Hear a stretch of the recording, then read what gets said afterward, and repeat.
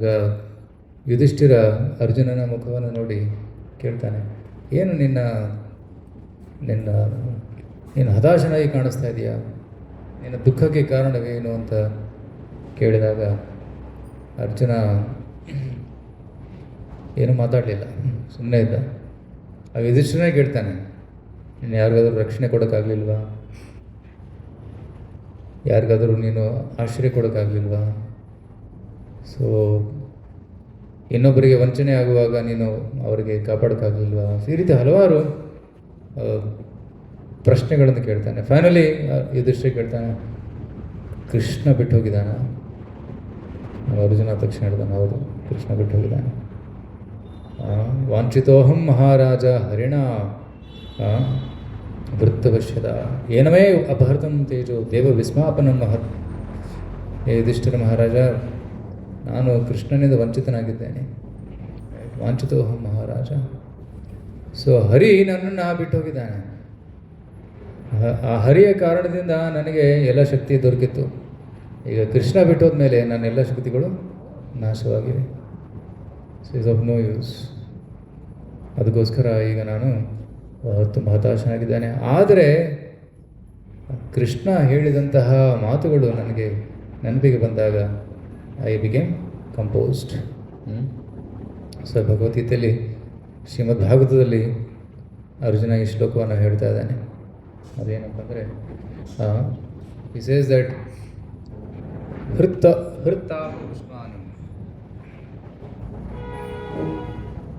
ದಯವಿಟ್ಟೆಲ್ಲರೂ ಹೇಳಿ, ದೇಶಕಾಲಾರ್ಹಯುಕ್ತಾನಿ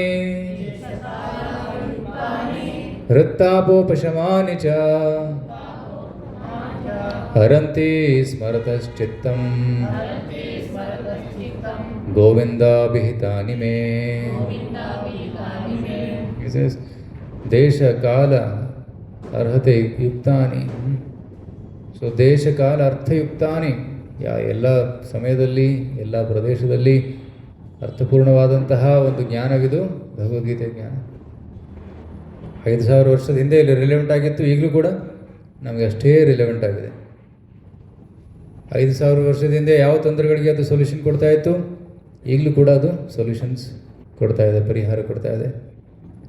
ಹೃತ್ತಾಪ ಉಪಶಮಾನಿ. ಮತ್ತು ಹೃದಯದಲ್ಲಿ ನಮ್ಮ ಜೀವನದಲ್ಲಿ ಸಾಕಷ್ಟು ತೊಂದರೆಗಳಿವೆ, ಕಷ್ಟಗಳಿವೆ, ತಾಪತ್ರಯಗಳಿವೆ. ಆ ತಾಪತ್ರಯಗಳನ್ನು ನಾಶ ಮಾಡುವಂಥ ಶಕ್ತಿ ಇದರಲ್ಲಿದೆ. ಹೃತ್ತಾಪ ಉಪಶಮಾನಿ ಚ ಹರಂತಿ ಸ್ಮರತಶ್ಚಿತ್ತಂ ಗೋವಿಂದ ಅಭಿಹಿತಾನಮೇ. ಆ ಗೋವಿಂದನ ಮಾತುಗಳನ್ನು ನೆನಪಿಸಿಕೊಂಡ್ರೆ ನನ್ನ ಎಲ್ಲ ಶೋಕ ನಾಶವಾಗ್ತದೆ. This is the power of Bhagavad Gita. Krishna ಇಲ್ಲದೇ ಇದ್ದಾಗ ನಾವು ಕೃಷ್ಣನ ವಾಣಿಯ ಆಶ್ರಯವನ್ನು ಪಡೆದುಕೊಳ್ಳಬೇಕು. ಕೃಷ್ಣ ಸ್ವಯಂ ಇದ್ದಾಗ ಅರ್ಜುನ ಕೃಷ್ಣನ ಜೊತೆ ಒಟ್ಟು ಇರ್ತಾ ಇದ್ದ, ಕೃಷ್ಣನಿಂದ ಡೈರೆಕ್ಟಾಗಿ ಸಲಹೆಯನ್ನು ಪಡಿತಾ ಇದ್ದ. ಆದರೆ ಕೃಷ್ಣ ಇಲ್ಲದೇ ಇದ್ದಾಗ ಭಗವದ್ಗೀತೆ, ಕೃಷ್ಣ ನುಡಿದಂತಹ ಮಾತುಗಳ ಆಶ್ರಯವನ್ನು ಪಡೆದುಕೊಂಡು ಅವನು ಸಮಚಿತ್ತನಾಗ್ತಾನೆ. ಸೊ ಈಗ 5,000 ವರ್ಷದ ನಂತರ ಕೃಷ್ಣ ಇಲ್ಲ, ಅಂದರೆ ಕಣ್ಣು ಕಾಣಿಸೋದಿಲ್ಲ, ತನ್ನ ಲೀಲೆಗಳನ್ನು ಮಾಡ್ತಾ ಇಲ್ಲ, ಈಗ ಅನ್ಯ ಸ್ಥಳದಲ್ಲಿ ಮಾಡ್ತಾ ಇದ್ದಾನೆ ಅದನ್ನು. ಆದರೆ ಕೃಷ್ಣ ನಮಗೋಸ್ಕರ ಭಗವದ್ಗೀತೆಯನ್ನು ಬಿಟ್ಟು ಹೋಗಿದ್ದಾನೆ. ಸೊ ಈ ಭಗವದ್ಗೀತೆಯನ್ನು ಕೇಳೋ ಮುಖಾಂತರ, ಅರ್ಥ ಮಾಡಿಕೊಳ್ಳೋ ಮುಖಾಂತರ ನಾವು ಅದೇ ಲಾಭವನ್ನು ಪಡೆಯಬಹುದು. ಯಾವ ಲಾಭ 5,000 ವರ್ಷ ಅರ್ಜುನ ಪಡೆದುಕೊಂಡಿದ್ದ, ಸೇಮ್ ಲಾಭವನ್ನು ಈಗಲೂ ಕೂಡ ನಾವು ಪಡೆದುಕೊಳ್ಳಬಹುದು. ಸೊ ನಮ್ಮ ಜೀವನದಲ್ಲಿ ಇದರ ಲಾಭವನ್ನು ಅನುಭವಿಸಿದ ಮೇಲೆ ಇದನ್ನು ಬೇರೆಯವರು ಕೂಡ ವಿತರಣೆ ಮಾಡಬೇಕು. So that is the purpose of Gita marathon. December ಮ್ಯಾರಥಾನಲ್ಲಿ ಏನು ಮಾಡಬೇಕು? ಗೀತೆಯನ್ನು ಕಲಿಬೇಕು, ಗೀತೆಯನ್ನು ವಿತರಣೆ ಮಾಡಬೇಕು. So that is the purpose of Gita marathon. So ಇವತ್ತು ನಾವು 7ನೇ ಅಧ್ಯಾಯದಿಂದ ಸಮರಿ ಸ್ಟಡಿಯನ್ನು ಕಂಟಿನ್ಯೂ ಮಾಡೋಣ. ಸೊ 7ನೇ ಅಧ್ಯಾಯದಲ್ಲಿ ಕೃಷ್ಣ ತನ್ನ ಬಗ್ಗೆ ಹೇಳ್ಕೊತಾನೆ. 6ನೇ ಅಧ್ಯಾಯದ ಕೊನೆಯಲ್ಲಿ ಕೃಷ್ಣ ಹೇಳ್ತಾನೆ, ಯಾರು ಶ್ರೇಷ್ಠವಾದ ಯೋಗಿ ಅಂತ. ಶ್ರೇಷ್ಠವಾದ ಯೋಗಿ ಯಾರು? ಪ್ರಾಣಾಯಾಮ ಮಾಡೋರ, ಕಪಾಲಭಾತಿ ಮಾಡೋರ, ಎಲ್ಲ ಸರ್ವ ಆಸನಗಳನ್ನು ಮಾಡುವವರ? ಯೋಗಿನಾಮಪಿ ಸರ್ವೇಷಾಂ ಮದ್ಗತೆ ನಂತರಾತ್ಮನ. ಶ್ರದ್ಧಾವಾನ್ ಭಜತೆ ಯೋ ಮಾಂ ಸಮಯುಕ್ತತಮೋ ಮತ.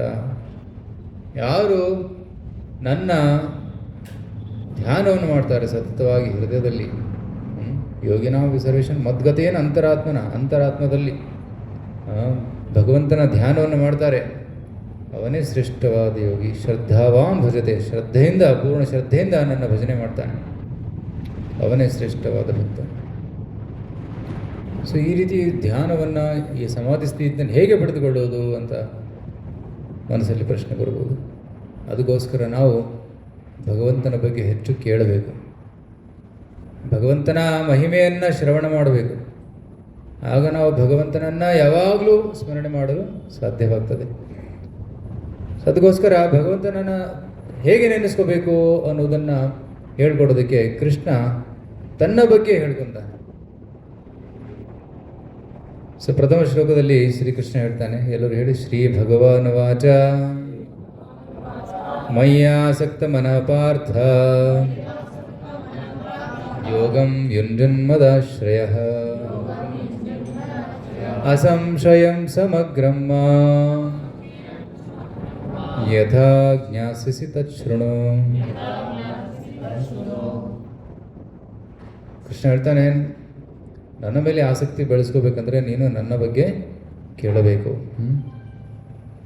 ನಾವು ಹಿಯರ್ ಆಲ್ಸೋ ನೋ ಪೃಥ how a practising yoga in full consciousness of me with mind attach to me, you can know me in full free from doubt. ಯಾವುದೇ ಸಂಶಯವಿಲ್ಲದೆ ನೀನು ಭಗವಂತನನ್ನು ತಿಳ್ಕೊಳ್ಬೋದು, ನನ್ನನ್ನು ತಿಳ್ಕೊಳ್ಬೋದು. ಅದರ ಬಗ್ಗೆ ನೀನು ಕೇಳು. ಸೊ ಕೇಳೋದ್ರಿಂದ ನಮ್ಮ ಸಂಶಯ ನಾಶವಾಗ್ತದೆ. ಯಾರು ಕ್ಲಾಸಿಗೆ ಬರೋದಿಲ್ಲ, ಅಟೆಂಡ್ ಆಗೋದಿಲ್ಲ, ಅವರ ಸಂಶಯಗಳು ಹಾಗೆ ಉಳಿತವೆ. ಆದರೆ ಯಾರು ಸತ್ಸಂಗಕ್ಕೆ ಬರ್ತಾರೆ, ಕೇಳ್ತಾರೆ, ಪ್ರಶ್ನೆಗಳನ್ನು ಕೇಳ್ತಾರೆ, ಉತ್ತರವನ್ನು ಪಡಿತಾರೆ, ಅವರ ಸಂಶಯಗಳು ನಾಶವಾಗ್ತವೆ, ಅವರು ಪ್ರಗತಿ ಹೊಂದುತ್ತಾರೆ. ಆದರೆ ಯಾರು ಈ ರೀತಿ ಮಾಡೋದಿಲ್ಲ, ಅವರು ಎಲ್ಲಿದ್ದರೂ ಅಲ್ಲೇ ಇರ್ತಾರೆ ಅಥವಾ ಕೆಳಗಡೆ ಹೋಗ್ತಾರೆ, ಅವರ ಅವನತಿ ಆಗ್ತದೆ. ಸೊ ಅದಕ್ಕೋಸ್ಕರ ಕೇಳಬೇಕು. ಸೊ ಶ್ರೀಲ ಪ್ರಭುಪಾದರು ಈ ಶ್ಲೋಕದ ಮೇಲೆ 7.1 ಇದರ ಮೇಲೆ ಹೆಚ್ಚು ಪ್ರವಚನಗಳನ್ನು ಕೊಟ್ಟಿದ್ದಾರೆ. ಎಲ್ಲ ಶ್ಲೋಕಗಳಲ್ಲಿ ಈ ಶ್ಲೋಕದ ಮೇಲೆ ಹೆಚ್ಚು ಪ್ರವಚನಗಳನ್ನು ಕೊಟ್ಟಿದ್ದಾರೆ 7.1. ಬಿಕಾಸ್ ಇದರಲ್ಲಿ ಒಂದು ಮಹತ್ವಪೂರ್ಣವಾದ ಶಬ್ದ ಇದೆ, ಅದು ತಚ್ಛೃಣು, ಕೇಳು. ಸೊ ಇಸ್ಕಾನ್ ನಮ್ಮ ಮಾರ್ಗ ಏನು? ಶ್ರವಣ ಮಾರ್ಗ. ಶ್ರವಣ ಮಾಡಿದ ಮೇಲೆ ಕೀರ್ತನೆ, ಶ್ರವಣ ಕೀರ್ತನೆಯ ಮಾರ್ಗ ಇಸ್ಕಾನ್ ಮಾರ್ಗ. ಭಾಗವತ ವಿಧಿ, ಪಂಚರಾತ್ರಿಕ ವಿಧಿ ಅಂದರೆ ಅರ್ಚನೆ, ಪೂಜೆ, ಯಜ್ಞ, ಹೋಮ ಇತ್ಯಾದಿಗಳನ್ನು ಮಾಡೋದು. ಆದರೆ ಭಾಗವತ ವಿಧಿ ಅಂತಂದರೆ ಶ್ರವಣ ಕೀರ್ತನೆ, ನಾಲಿಗೆ ಮತ್ತು ಕಿವಿ ಎರಡು ಮಾತ್ರ ಬೇಕು. ಸೊ ಶ್ರವಣ ಮಾರ್ಗದಲ್ಲಿ, ಭಾಗವತ ವಿಧಿಯಲ್ಲಿ ಶ್ರವಣದ ಮಹತ್ವ ಹೆಚ್ಚಾಗಿದೆ. ಅದಕ್ಕೆ ಪ್ರಭುಪಾದರು ಆ ಶ್ರವಣವನ್ನು ಒತ್ತು ಕೊಟ್ಟು ಹೇಳೋದಕ್ಕೆ ಈ ಶ್ಲೋಕದ ಮೇಲೆ ಹೆಚ್ಚು ಪ್ರವಚನಗಳನ್ನು ಕೊಟ್ಟಿದ್ದಾರೆ. ಸೊ ಕೃಷ್ಣ ಹೇಳ್ತಾನೆ ಅರ್ಜುನನಿಗೆ, ನನ್ನ ಬಗ್ಗೆ ನೀನು ತಿಳಿದುಕೋ. ಈ ಜ್ಞಾನವನ್ನು ತಿಳಿದುಕೊಂಡ ಮೇಲೆ ಮತ್ತೇನು ತಿಳ್ಕೊಳ್ಳೋದಕ್ಕೆ ಉಳಿಯೋದಿಲ್ಲ. Nothing else remains to be know. ದೇಶದಲ್ಲಿರುವ ಅಥವಾ ವಿಶ್ವದಲ್ಲಿರುವ ಇತರ ಗ್ರಂಥಗಳಿಗೆ ಹೋಲಿಸಿದರೆ ಭಗವದ್ಗೀತೆಯಲ್ಲಿ ಸಂಪೂರ್ಣ ಜ್ಞಾನವಿದೆ. ಇತರ ಗ್ರಂಥಗಳಲ್ಲಿ ಜ್ಞಾನ ಇದೆ, ಆದರೆ ಸಂಪೂರ್ಣ ಜ್ಞಾನವಿಲ್ಲ. ಹೇಗೆ ಪಾಕೆಟ್ ಡಿಕ್ಷನರಿ ಮತ್ತು ಆಕ್ಸ್ಫರ್ಡ್ ಡಿಕ್ಷನರಿ. ಪಾಕೆಟ್ ಡಿಕ್ಷನರಿಯಲ್ಲಿ ಕೆಲವೊಂದು ಪದಗಳು ಇರ್ತವೆ, ಆದರೆ ಎಲ್ಲ ಪದಗಳು ಇರೋದಿಲ್ಲ. ಆದರೆ ದೊಡ್ಡ ಡಿಕ್ಷನರಿಲಿ ಎಲ್ಲ ಪದಗಳು ಇರ್ತವೆ. ಚಿಕ್ಕ ಡಿಕ್ಷನರಿಲೋ ಪದಗಳು ಇರ್ತವೆ, ಇನ್ನೂ ಹೆಚ್ಚು ಪದಗಳು ಕೂಡ ಇರ್ತವೆ. ಅದೇ ರೀತಿ ಭಗವದ್ಗೀತೆಯಲ್ಲಿ ಸಕಲ ಜ್ಞಾನವಿದೆ. ಅನ್ಯ ಗ್ರಂಥಗಳಲ್ಲಿರುವಂತಹ ಜ್ಞಾನ ಇದೆ ಮತ್ತು ಇನ್ನೂ ಹೆಚ್ಚು ಇದೆ. ಜ್ಞಾನಂ ತೇಹಂಸ ವಿಜ್ಞಾನಂ, ನಾನು ಜ್ಞಾನ ಮತ್ತು ವಿಜ್ಞಾನವನ್ನು ನಿನಗೆ ಕೊಡ್ತಾ ಇದ್ದೀನಿ. ಇದಂ ಭಕ್ಷ್ಯಾಮ ಅವಶೇಷತೆ ಯಜ್ಞಾತ್ವ ನೇಹಭೂಯೋನ ಜ್ಞಾತವ್ಯಂ ಅವಶೇಷತೆ. ಎಲ್ಲ ಜ್ಞಾನವನ್ನು ಕೊಡ್ತಾ ಇದ್ದೀನಿ. ಇದನ್ನು ತಿಳಿದುಕೊಂಡ ಮೇಲೆ ಮತ್ತೆ ಏನೂ ತಿಳಿದುಕೊಳ್ಳೋದಕ್ಕೆ ಉಳಿಯೋದಿಲ್ಲ. ಸೊ ಅದಕ್ಕೆ ಅಟ್ಲೀಸ್ಟ್ ಒಂದು ಬುಕ್ ಓದಬೇಕಂದ್ರೆ ನಾವು ಭಗವದ್ಗೀತೆ ಓದಬೇಕು. ಓದೋದಕ್ಕೆ ಸಮಯ ಇಲ್ಲ ಅಂದರೆ ಅಟ್ಲೀಸ್ಟ್ ಭಗವದ್ಗೀತೆಯನ್ನಾದರೂ ಓದೋಕ್ಕೆ ಸಮಯ ತೆಗೆದುಕೊಳ್ಬೇಕು. So that is the important thing. Cover to cover ಎಲ್ಲ ಶ್ಲೋಕಗಳನ್ನು ಚೆನ್ನಾಗಿ ಅರ್ಥ ಮಾಡ್ಕೊಳ್ಬೇಕು. So that is the basic of Bhagavad Gita. So ಈ ರೀತಿ ಕೃಷ್ಣ ತನ್ನ ಬಗ್ಗೆ ಹೇಳ್ಕೊತಾನೆ. ಏನು ಹೇಳ್ತಾನೆ? ನನ್ನನ್ನು ಎಲ್ಲ ಕಡೆ ನೋಡು ಅಂತ. ಹೇಗೆ ನೋಡಬೇಕು? How to see Krishna everywhere? By seeing his energy. ಎಲ್ಲವೂ ಕೃಷ್ಣನ ಶಕ್ತಿನೇ. ಕಲ್ಲು ಮಣ್ಣು ಇವೆಲ್ಲ ಕೃಷ್ಣನ ಶಕ್ತಿ. ಭೂಮಿ ರಾಪೋ ಅನ್ನೋ ಲವಾಯುಖಂ ಮನೋಬುದ್ಧಿರೇವಚ ಅಹಂಕಾರ ಇತಿಯಮ್ಮೆ ಭಿನ್ನ ಪ್ರಕೃತಿರಷ್ಟಿಗ, ಇವೆಲ್ಲವೂ ಕೃಷ್ಣನ ಶಕ್ತಿ. ಸೊ ಏನನ್ನು ನೋಡಿದರೂ ಕೂಡ ನಾವು ಕೃಷ್ಣನನ್ನು ನೆನೆಸಿಕೊಳ್ಳಬೇಕು. ಸೊ ಬಾಯಾರಿಕೆ ಆದಾಗ ನೀರು ಬೇಕಾಗ್ತದೆ, ಸೊ ನೀರು ಕುಡಿತೀವಿ. ಆ ನೀರಿನ ಸ್ವಾದ ಕೃಷ್ಣ. ರಸೋಹಂ ಅಪ್ಸು ಕೌಂತೆಯ ಪ್ರಭಾಸ್ಮಿ ಶಶಿ ಸೂರ್ಯ. ಚಳಿಗಾಲದಲ್ಲಿ ಸೂರ್ಯನ ಬೆಳಕಿನಲ್ಲಿ ನಿಂತರೆ ಎಷ್ಟು ಆನಂದ. ನಾವು ಇಟ್ಸ್ 13 ಡಿಗ್ರಿ ಸೆಲ್ಸಿಯಸ್ ಬೆಂಗಳೂರಲ್ಲಿ. ಇನ್ನೂ ಕಮ್ಮಿ ಆಗುವ ಸಂಭಾವನೆ ಇದೆ. So it's cold wave is coming this year. So ಆ ಬಿಸಿಲು ಯಾರು? ಕೃಷ್ಣ. ರಾತ್ರಿ ಬೆಳದಿಂಗಳಲ್ಲಿ ನಿಂತರೆ ಎಷ್ಟು ಆನಂದ ಆಗ್ತದೆ. ಆ ಬೆಳದಿಂಗಳು ಯಾರು? ಕೃಷ್ಣ. ರೈಟ್. ಪ್ರಭಾಸ್ಮಿ ಶಶಿಶೂರಯೋ ಕೃಷ್ಣ ಸೇಸ್. ಇದು ಶಬ್ದಕ್ಕೆ ಪೌರುಷಂ ಋಷು. ಎಲ್ಲ ಶಬ್ದಗಳಲ್ಲಿ ಸೌಂಡ್ ನಾನೇ. ದೆನ್ ಪೌರುಷಂ ಋಷಿ, ಎಲ್ಲ ಪುರುಷರಲ್ಲಿರುವ ಶಕ್ತಿ ನಾನೇ ಅಂತ ಕೃಷ್ಣ ಹೇಳ್ತಾನೆ. ಈ ರೀತಿ ಎಲ್ಲವೂ ಕೃಷ್ಣನಿಂದಲೇ ಸಂಭವ ಆಗ್ತಾ ಇದೆ. ಕೃಷ್ಣನಿಲ್ಲದೆ ಯಾವುದೇ ಶಕ್ತಿ ಕೆಲಸ ಮಾಡುವುದಿಲ್ಲ. ಅದಕ್ಕೋಸ್ಕರ ನಾವು ಕೃಷ್ಣನ ಸಂಪೂರ್ಣ ಆಶ್ರಯವನ್ನು ಪಡೆದುಕೊಳ್ಳಬೇಕು. ಕೃಷ್ಣನಿಲ್ಲದೆ ನಾವು ಏನನ್ನೂ ಮಾಡೋದಕ್ಕಾಗೋದಿಲ್ಲ. ಪೃಥ್ವಿಯ ಗಂಧ ನಾನು, ತಪಸ್ವಿಯರ ತಪಸ್ಸು ನಾನು. ರೈಟ್. ತೇಜಶ್ಚಾಸ್ಮಿ ವಿಭಾವಸೋಂ. ಮತ್ತು ಬೆಂಕಿಯ ಒಂದು ತೇಜ ಏನಿದೆ ಅದು ನಾನು. ರೈಟ್. ಜ್ಞಾನಂ ಜೀವನಂ. ರೈಟ್. ಎಲ್ಲ ಜೀವಿಗಳ ಜೀವನ ನಾನು ಅಂತ ಹೇಳ್ತೇನೆ. ಸೊ ಈ ರೀತಿ ಎಲ್ಲವೂ ಕೃಷ್ಣನೇ. ಮತ್ತು ಎಲ್ಲ ಜೀವಿಗಳ ಬೀಜ ಕೂಡ ನಾನೇ. ಎಲ್ಲ ಜೀವಿಗಳ ತಂದೆ ನಾನೇ ಅಂತ ಕೃಷ್ಣ ಹೇಳ್ತಾನೆ. ಸೊ ಈ ರೀತಿ ಎಲ್ಲವೂ ಕೃಷ್ಣನೇ. ಸೊ ಅದಕ್ಕಾಗಿ ಕೃಷ್ಣನೇ ಶ್ರೇಷ್ಠ, ಸರ್ವಶ್ರೇಷ್ಠ. ಕೃಷ್ಣನಂಥವ್ರು ಯಾರೂ ಇಲ್ಲ. ಮತ್ತಃ ಪರತರಂ ನಾಣ್ಯತ್. ಸೊ ಅದಕ್ಕೆ ಕೃಷ್ಣ ದೇವರು. ಕೃಷ್ಣನ ಸರಿಸಾಟಿ ಆದವ್ರು ಯಾರೂ ಇಲ್ಲ, ಕೃಷ್ಣನಿಗೆ ಮಿಗಿಲಾದವರು ಯಾರೂ ಇಲ್ಲ. ಕೃಷ್ಣ ಈಸ್ ದ ಸುಪ್ರೀಂ, ಅಸಮ ಊರ್ಧ್ವ. ಕೃಷ್ಣನಿಂದಲೇ ಇಡೀ ಜಗತ್ತು ತನ್ನ ಸ್ಥಾನದಲ್ಲಿದೆ, ಅದು ಮೇಂಟೈನ್ ಆಗ್ತಾ ಇದೆ. ಹೇಗೆ? ಮತ್ತಃ ಪರತರಂ ನಾಣ್ಯತ್ ಕಿಂಚಿದಸ್ತಿ ಧನಂಜಯ ಮೈ ಸರ್ವಂ ಇದಂ ಪ್ರೋತಂ ಸೂತ್ರೇ ಮಣಿಗಣಾಗ. Krishna says that just like pearls are ಒಂದು ಸ್ಟ್ರಿಂಗ್. ಹೇಗೆ ಒಂದು ಹಾರದಲ್ಲಿ ಮುತ್ತನ್ನು ಪೋಣಿಸ್ತಾರೆ, ಆ ಒಂದು ದಾರ ಕಾಣೋದಿಲ್ಲ, ಆದರೆ ಆ ಮುತ್ತುಗಳು ಆ ಸ್ಥಾನದಲ್ಲಿವೆ. ಆದ ಕಾರಣ ಒಳಗಡೆ ಏನೋ ಹೋಲ್ಡ್ ಮಾಡ್ತಾ ಇದೆ ಅಂತ ಅರ್ಥ. ಅದೇ ರೀತಿ ಇಡೀ ಜಗತ್ತಿನ ಎಲ್ಲ ಗ್ರಹಗಳಿಗೆ ಒಂದು ಪವರ್ ಕೊಡುವವರು ಯಾರು? ಕೃಷ್ಣ. ಎಲ್ಲ ಗ್ರಹಗಳನ್ನು ಎತ್ತಿಡಿದವನು ಅವನೇ. ಗಾಮ ವಿಶ್ವಚ ಭೂತಾನಿ ಧಾರ್ಯಾಮಿ ಹಮೋಜಸ ಪುಷ್ಣಾಮಿ ಚೌಷಧಿ ಸರ್ವ ಸೋಮೋ ಭೂತ್ವ ರಸಾತ್ಮಕ. ಎಲ್ಲ ಗ್ರಹಗಳಲ್ಲಿ ಪ್ರವೇಶ ಮಾಡಿ ಗ್ರಹಗಳನ್ನು ತಿಳಿಸ್ತಾ ಇದ್ದಾನೆ Krishna. It is power of Krishna. ಈ ರೀತಿ ಕೃಷ್ಣನ ಬಗ್ಗೆ ನಾವು ಅರ್ಥ ಮಾಡಿಕೊಳ್ಳಬೇಕು. ಅಫ್ಕೋರ್ಸ್ ಕೃಷ್ಣ ತನ್ನ ಬಗ್ಗೆ ಸಂಕ್ಷಿಪ್ತವಾಗಿ ಹೇಳ್ಕೊಂಡಾನೆ. ಯಾರೇ ಆಗಿರಲಿ ಸಜ್ಜನರು ತಮ್ಮ ಬಗ್ಗೆ ಹೆಚ್ಚು ಹೇಳ್ಕೊಳ್ಳೋದಕ್ಕೆ ಇಷ್ಟಪಡೋದಿಲ್ಲ. ಆದರೆ ಕೆಲವೊಮ್ಮೆ ಹೇಳಬೇಕಾಗ್ತದೆ. ಯಾರೋ ದೊಡ್ಡ ವ್ಯಕ್ತಿ ಇದ್ದರೆ ನಾನು CEO ಆಫ್ ದಿಸ್ ಕಂಪನಿ ಅಂತ ಹೇಳಬೇಕಾಗ್ತದೆ, ಸತ್ಯ ಅದು. ಅದು ಜಾಸ್ತಿ ಹೇಳ್ಕೊಳ್ಳೋದಿಲ್ಲ. ಅದೇ ರೀತಿ ಕೃಷ್ಣ ಕೂಡ ನಾನು ಜಗತ್ತಿನ CEO ಅಂತ ಹೇಳ್ಕೊಂಡ್ಬಿಟ್ಟಿದ್ದಾನೆ. ಮತ್ತೆ ಪರತರಂ ನಾನೇ, ಎಲ್ಲವೂ ನನ್ನ ಶಕ್ತಿ. ರೈಟ್. ನನ್ನ ಕಂಟ್ರೋಲ್ ಎಲ್ಲ ಕಡೆ ಇದೆ, ಈ ರೀತಿ ಹೇಳ್ಬಿಡ್ತಾನೆ. ಬಟ್ ಜಾಸ್ತಿ ಹೇಳೋದಿಲ್ಲ, ಸಂಕ್ಷಿಪ್ತವಾಗಿ ಹೇಳ್ತಾನೆ. ಯಾರು ಕೃಷ್ಣನ ತತ್ವವನ್ನು ಚೆನ್ನಾಗಿ ತಿಳ್ಕೊಂಡಿರ್ತಾರೆ ಅವರು ಕೃಷ್ಣನಿಗೆ ಶರಣಾಗ್ತಾರೆ. ಇದು ಕಂಪ್ಲೀಟ್ಲಿ ಸರೆಂಡರ್. ಬಟ್ ಯಾರು ಮಾಯಾಶಕ್ತಿಯ ಪ್ರಭಾವದಿಂದ ಪ್ರಭಾವಿತರಾಗಿದ್ದಾರೆ ಅವರು ಕೃಷ್ಣನಿಗೆ ಶರಣಾಗೋದಿಲ್ಲ. ಯಾರು ಕೃಷ್ಣನಿಗೆ ಶರಣಾಗ್ತಾರೆ ಅವರಿಗೆ ಸುಕೃತಿನ ಅಂತ ಕರೀತಾರೆ. ಯಾರು ಕೃಷ್ಣನಿಗೆ ಶರಣಾಗೋದಿಲ್ಲ ಅವರು ದುಷ್ಕೃತಿನ. ರೈಟ್. ಸುಕೃತಿನ ದುಷ್ಕೃತಿನ. ದುಷ್ಕೃತಿ ಅಂದರೆ ಕೆಟ್ಟ ಕೆಲಸ ಮಾಡಿದವರು. ಸುಕೃತಿನ ಅಂದರೆ ಒಳ್ಳೆ ಜನ, ಒಳ್ಳೆಯವರು.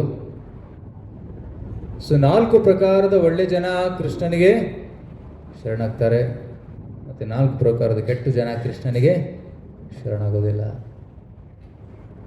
ಚತುರ್ವಿಧ ಭಜಂತೇನ್ ಮಾಂ ಜನಸ್ಕೃತಿನೋ ಅರ್ಜುನ ಅರ್ಥೋ ಜಿಜ್ಞಾಸು ಅರ್ಥಾರ್ಥಿ ಜ್ಞಾನಿ. 4 ಜನ ತುಂಬ ತೊಂದರೆಯಲ್ಲಿರೋರು ಬಂದು ಕೃಷ್ಣನಿಗೆ ಶರಣಾಗ್ತಾರೆ. ತುಂಬ ದುಡ್ಡು ಬೇಕು, ಆರ್ಥಿಕ ವ್ಯವಸ್ಥೆ ಕೆಟ್ಟೋಗಿದೆ, ಆರ್ಥಿಕ ವ್ಯವಸ್ಥೆಗೆ ಸಹಾಯ ಕೇಳೋದಕ್ಕೆ ಬರ್ತಾರೆ. ಅರ್ಥಾರ್ಥಿ. ಜ್ಞಾನಿ. ಜ್ಞಾನಿ ಅಂತಂದರೆ ದೇವ್ರು ಯಾರು ಅಂತ ತಿಳ್ಕೊಬೇಕು. ನನಗೆ ಗೊತ್ತಿಲ್ಲ, ಬಟ್ ತಿಳ್ಕೊಬೇಕು. ಏನೋ ಗೀತಾ ಕ್ಲಾಸ್ ಮಾಡ್ತಾ ಇದ್ದಾರೆ, ಅಲ್ಲಿ ತಿಳ್ಕೊಬೋದು, ಹೋಗಿ ಕೂತ್ಕೊಳ್ಳೋಣ ಅಂತ ಬರ್ತಾರೆ. ಜ್ಞಾನಿ. Better then first two category. Then ಜಿಜ್ಞಾಸು ಇಸ್ ಇನ್ಕ್ಯೂಸಿಟಿವ್, ಕೇಳಬೇಕಂತ ಬರ್ತಾರೆ. ಜ್ಞಾನಿ ಅಂತಂದರೆ ನನಗೆ ಗೊತ್ತು ಕೃಷ್ಣನೇ ದೇವರು, ಕೃಷ್ಣನ ಸೇವೆ ಮಾಡೋಕ್ಕೆ ಬರ್ತೀನಿ ನಾನು. ಸೊ ಅರ್ಥೋ ಜಿಜ್ಞಾಸು, ಅರ್ಥಾರ್ಥಿ, ಜ್ಞಾನಿ. 4 ಪ್ರಕಾರದ ಜನ ಭಗವಂತನಿಗೆ ಬರ್ತಾರೆ. ಈ 4 ಜನ ತುಂಬ ಒಳ್ಳೆಯವರು. ಉದಾರ ಸರ್ವೈವೇತೆ, ಎಲ್ಲರೂ ಒಳ್ಳೆಯವರು. ಆದರೆ ಜ್ಞಾನಿ ಎಲ್ಲರಲ್ಲೂ ಶ್ರೇಷ್ಠ. ಯಾಕಂದರೆ ನನ್ನ ತತ್ವವನ್ನು ತಿಳಿದುಕೊಂಡು ನನ್ನ ಸೇವೆ ಮಾಡೋಕ್ಕೆ ಬರ್ತಾ ಇದ್ದಾನೆ. ಸೊ ಟೆಂಪಲ್ಗೆ ಹಲವಾರು ಜನ ಬರ್ತಾರೆ. ಕೆಲವರು ಎಲ್ಲ ವಿಶ್ ಲಿಸ್ಟ್ ಇಟ್ಕೊಂಡು ಬರ್ತಾರೆ, ಎಲ್ಲ ಫುಲ್ಫಿಲ್ ಆಗಬೇಕು ಅಂತ. ಕೆಲವರು ತೊಂದರೆಗಳು ದೂರ ಆಗಬೇಕು ಅಂತ ಬರ್ತಾರೆ. ಸುಖ ಸಂಪತ್ತಿ ಗರ ಆವೆ ಕಷ್ಟ ಮಿಟೆ ತನಕ ಸ್ವಾಮಿ ಜೈ ಜಗದೀಶ ಹರೇ. ಕೆಲವೊಬ್ಬರು ಸೇವೆ ಮಾಡೋದಕ್ಕೆ ಬರ್ತಾರೆ. ಯಾರು ಸೇವೆ ಮಾಡೋದಕ್ಕೆ ಬರ್ತಾರೆ ಅವರು ಶ್ರೇಷ್ಠವಾದ. Out of this 4 they are the best. So ಈ ರೀತಿ ಕೃಷ್ಣ ಹೇಳ್ತಾನೆ. ಆದರೆ 4 ಜನ ನನ್ನ ಹತ್ರ ಬರೋದಿಲ್ಲ. ಯಾರವರು?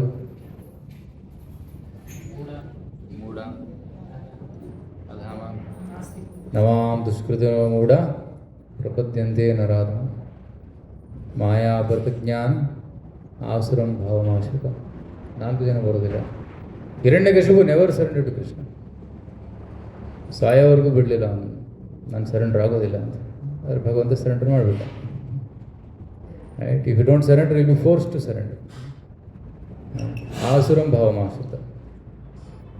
And there are people who are like ನವಾಂ ದುಷ್ಕೃತ ಮೂಢ ಪ್ರಪದ್ಯಂತೆ ನರಾಧಮ. ನರರಲ್ಲಿ ಅಧಮರು, ಲೋ ಕ್ಲಾಸ್ ಪೀಪಲ್. ಯಾವುದೇ ರೂಲ್ಸ್ ರೆಗ್ಯುಲೇಷನ್ಸ್ ಫಾಲೋ ಮಾಡೋದಿಲ್ಲ. ನಾಸ್ತಿಕರು, ಮತ್ತು ವೇದಗಳನ್ನು ತಿರಸ್ಕರಿಸಿ ಉಲ್ಲಂಘನೆ ಮಾಡ್ತಾರೆ. So they are lowest of the mankind. ಯಾವುದೇ ರೂಲ್ಸ್ ರೆಗ್ಯುಲೇಷನ್ಸ್ ಫಾಲೋ ಮಾಡೋದಿಲ್ಲ. ನಾಯಿ ಬೆಕ್ಕುಗಳ ಥರ ಜೀವನ ನಡೆಸ್ತಾರೆ. Dogs and hogs. ಸೊ ನರಾಧಮ ಅವರು ಭಗವಂತನ ಹತ್ರ ಬರೋದಿಲ್ಲ. ಯಾಕಂದರೆ ಆ ಒಂದು ಸುಕೃತಿ ಅವ್ರ ಹತ್ರ ಇಲ್ಲ. ದೆನ್ ನವಾಂ ದುಷ್ಕೃತ ಪ್ರಪದ್ಯಂತೆ ನರಾಧಮ ಮಾಯಾ ಅಪರತ ಜ್ಞಾನ. ಕೆಲವರಿದ್ದಾರೆ, ಬುದ್ಧಿವಂತರಿದ್ದಾರೆ, ಉದಾಹರಣೆಗೆ ವಿಜ್ಞಾನಿಗಳು. ಆದರೆ ಅವರ ಒಂದು ಜ್ಞಾನ ಮಾಯಾ ಪ್ರಭಾವದಿಂದ ಅದು ಅಪಹೃತವಾಗಿದೆ. ದೇವರಿಲ್ಲ ಅಂತ ಹೇಳ್ತಾರೆ. ಹಲವಾರು ವಿಜ್ಞಾನಿಗಳಿದ್ದಾರೆ, ದೇವರಿಲ್ಲ ಅಂತ ಹೇಳ್ತಾರೆ. ಒಳ್ಳೆ PhD, ಡಬಲ್ PhD ಮಾಡಿದವರು. But they say we don't believe in God. So they are called ಮಾಯಾಪೃತ ಜ್ಞಾನ. ದೆನ್ ಆಸುರಂ ಭಾವಮಾಶ್ರಿತ. ಅಸುರರು ಯಾರವರು? ಹಿರಣ್ಯಕಶಿಪು, ರಾವಣ, ಹಿರಣ್ಯಾಕ್ಷ ಇಂಥವರೆಲ್ಲ. So these kind of people don't surrender to Krishna. So ಅದಕ್ಕೋಸ್ಕರ ನಾವು ಯಾವ ಕ್ಯಾಟಗರಿ ಇರಬೇಕು? ಫಸ್ಟ್ ಕ್ಯಾಟಗರಿ, ಸುಕೃತಿನ ಕ್ಯಾಟಗರಿ.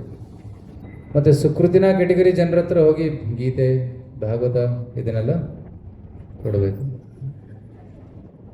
ಆದರೆ ಇಂಥ ದುಷ್ಕೃತಿಗಳು ಕೂಡ ಯಾವಾಗ ಭಕ್ತರ ಆಶ್ರಯ ಪಡಿತಾರೆ ಅವರು ಕೂಡ ಉದ್ಧಾರ ಆಗುವ ಚಾನ್ಸ್ ಇದೆ.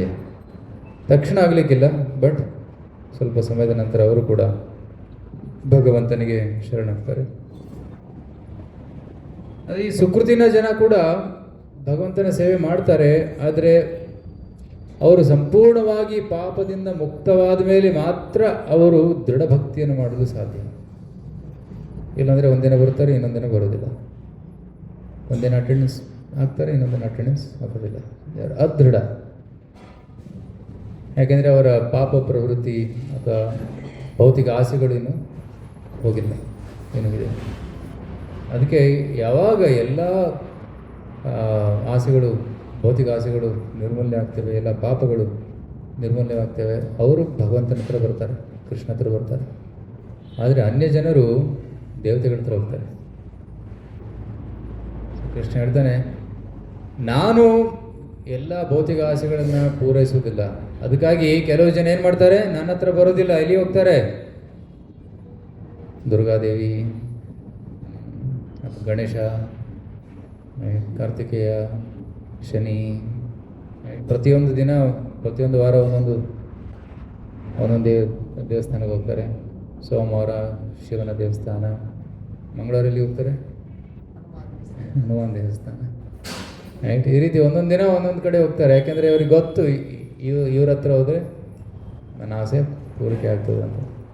ರೈಟ್. ಎಕ್ಸಾಮ್ ಮುಂಚೆ ಗಣೇಶ ಪಾಸ್ ಮಾಡಪ್ಪ. ಸೊ ಈ ರೀತಿ ಜನರು ಕಾಮೈಸ್ತೈಸ್ತೆ ಹೃತಜ್ಞಾನ ಇರಂತೆ ಅನ್ಯ ದೇವದ.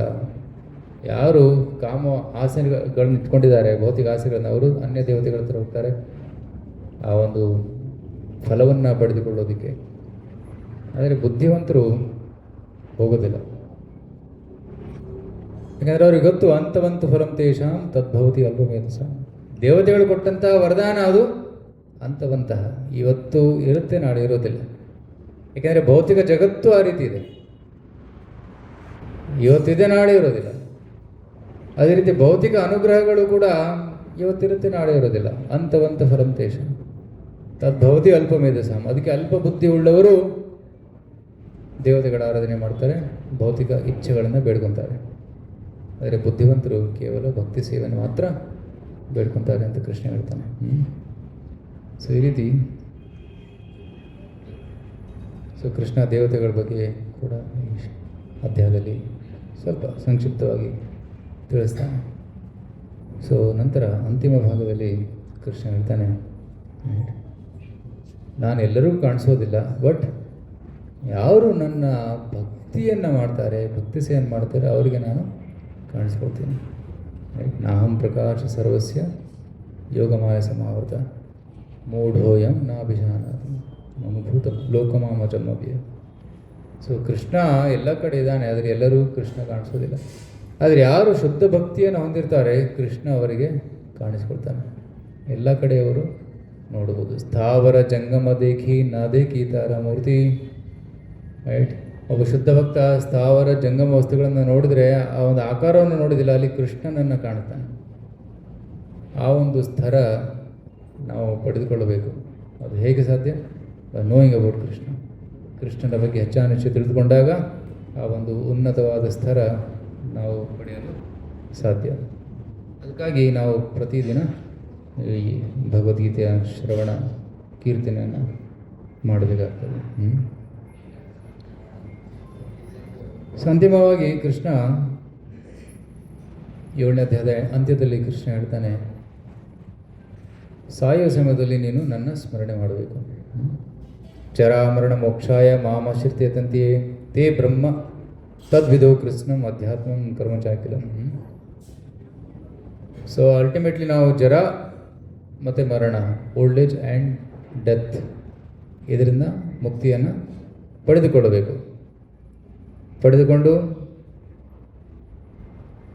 They are actually Brahman, because they enter know everything about transcendental activities. ಆ ಒಂದು ಬ್ರಹ್ಮನ್ ಸ್ತರವನ್ನು ಪಡೆದುಕೊಳ್ಳಬೇಕು ಅಂತ ಹೇಳ್ತಾನೆ. ಪ್ರಯಾಣ ಕಾಲೇಪಿ ಚ ಮಾಂ, ಪ್ರಯಾಣ ಕಾಲದಲ್ಲಿ ನನ್ನ ಸ್ಮರಣೆ ಮಾಡಬೇಕು ಅಂತ ಹೇಳ್ತಾನೆ ಕೃಷ್ಣ. ಮತ್ತು ನೆಕ್ಸ್ಟ್ ಚಾಪ್ಟ್ರಲ್ಲಿ ಅರ್ಜುನನ ಪ್ರಶ್ನೆ, ಪ್ರಯಾಣ ಕಾಲೇ ಚ ಕಥಂ ಜ್ಞೇಯೋಸಿ. ಹೇ ಕೃಷ್ಣ, ಹೇಗೆ ಪ್ರಯಾಣ ಸಮಯದಲ್ಲಿ ನಿನ್ನನ್ನು ಸ್ಮರಣೆ ಮಾಡ್ಬೋದು? ಯಾಕೆಂದರೆ ಪ್ರಯಾಣ ಸಮಯ ಅಂದರೆ ಡೆತ್, ಮರಣಕಾಲದಲ್ಲಿ ತುಂಬ ನೋವಾಗ್ತದೆ, ತುಂಬ ಕಷ್ಟ.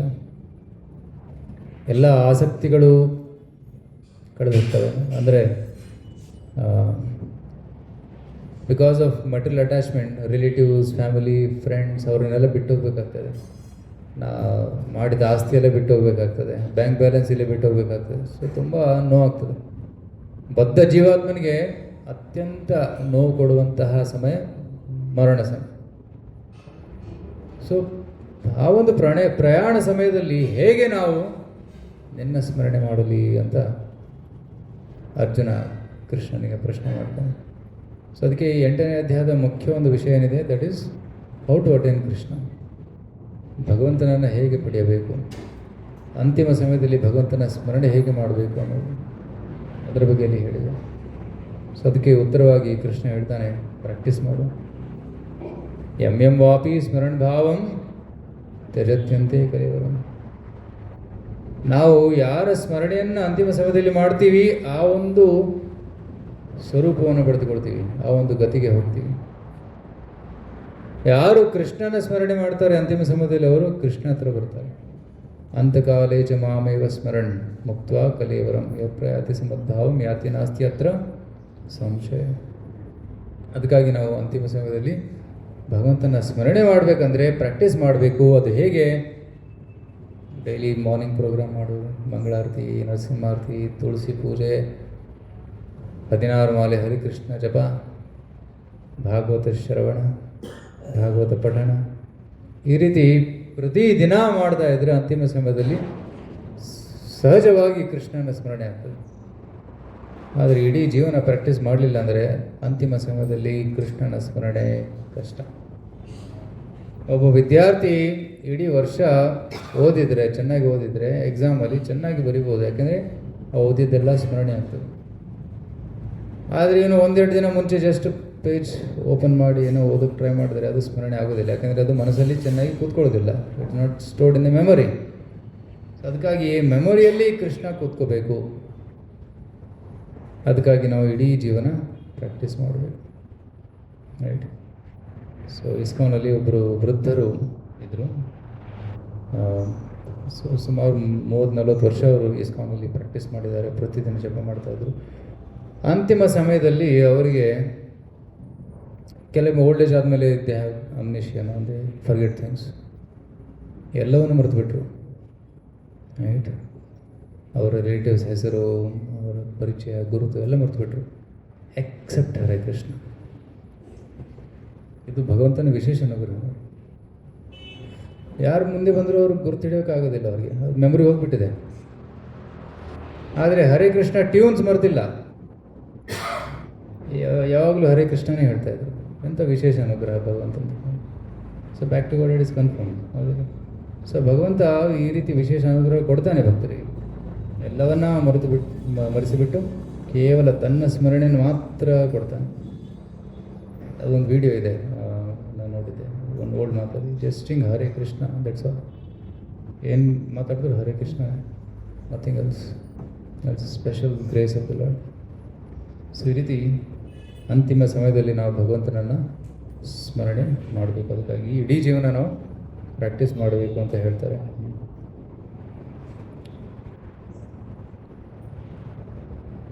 ಭಗವಂತನನ್ನು ಸ್ಮರಣೆ ಮಾಡೋದು ಉಚಿತ. ಆದರೆ ಕೃಷ್ಣ ಇನ್ನೊಂದು ಮಾರ್ಗವನ್ನು ಕೂಡ ಹೇಳ್ತಾನೆ. ಹೇಗೆ? ನೀನು ಧ್ಯಾನ ಮಾಡಬೇಕು, ಅಷ್ಟಾಂಗ ಯೋಗವನ್ನು ಮಾಡಬೇಕು, ಪ್ರಾಣಾಯಾಮ ಮಾಡಬೇಕು, ಯಮ ನಿಯಮ ಆಸನ ಪ್ರಾಣಾಯಾಮ ಪ್ರತ್ಯಾಹಾರ ಧಾರಣ ಧ್ಯಾನ ಸಮಾಧಿಯನ್ನು ಮಾಡಿ ಕೂಡ ನೀನು ಭಗವಂತನ ಸ್ಮರಣೆ ಮಾಡಬಹುದು. ಆದರೆ ಅದು ತುಂಬ ಕಷ್ಟ. ಆದರೆ ಹರೇ ಕೃಷ್ಣ ಹೇಳಿ ಭಗವಂತನ ಸ್ಮರಣೆ ಮಾಡೋದು ಸರಳ. ಅಷ್ಟಾಂಗ ಯೋಗ ಮಾರ್ಗ ಸ್ವಲ್ಪ ಕಷ್ಟ ಈ ಕಲಿಯುಗದಲ್ಲಿ.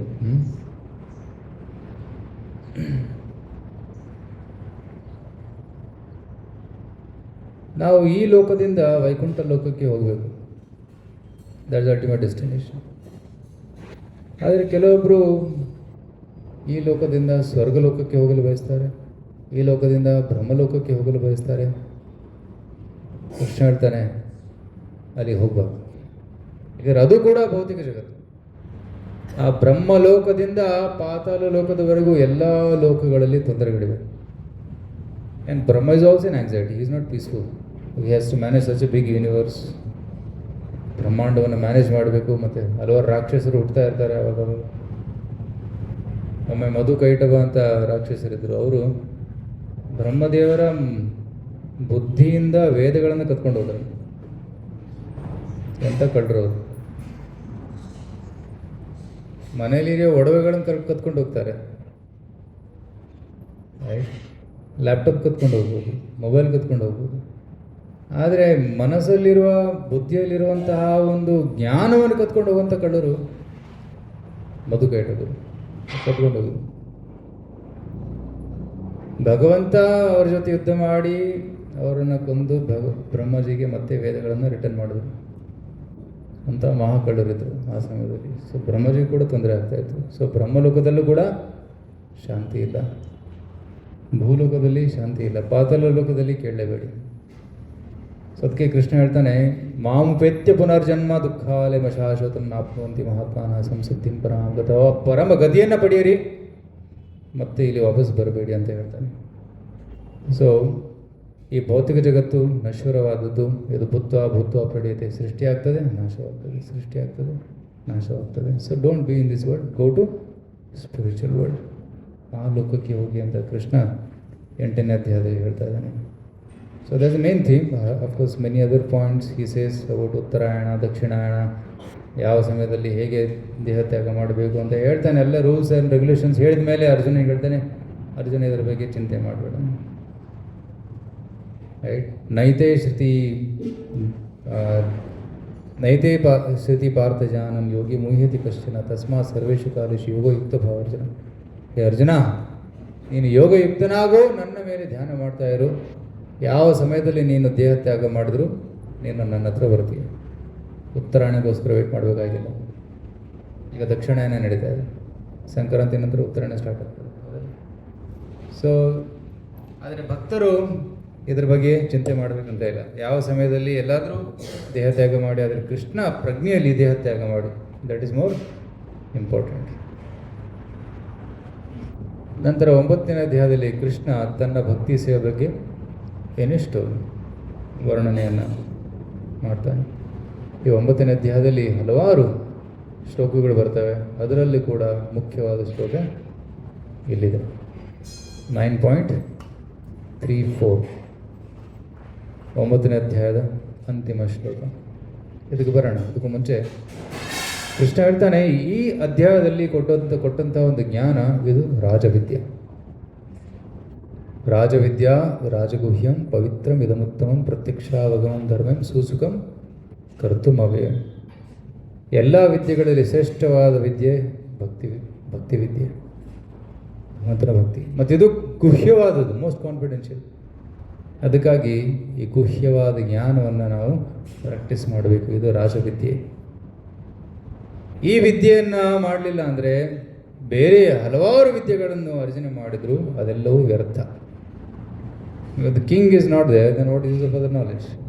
The king of all knowledge is here, Bhagavad Gita. So you should try to understand Bhagavad Gita first.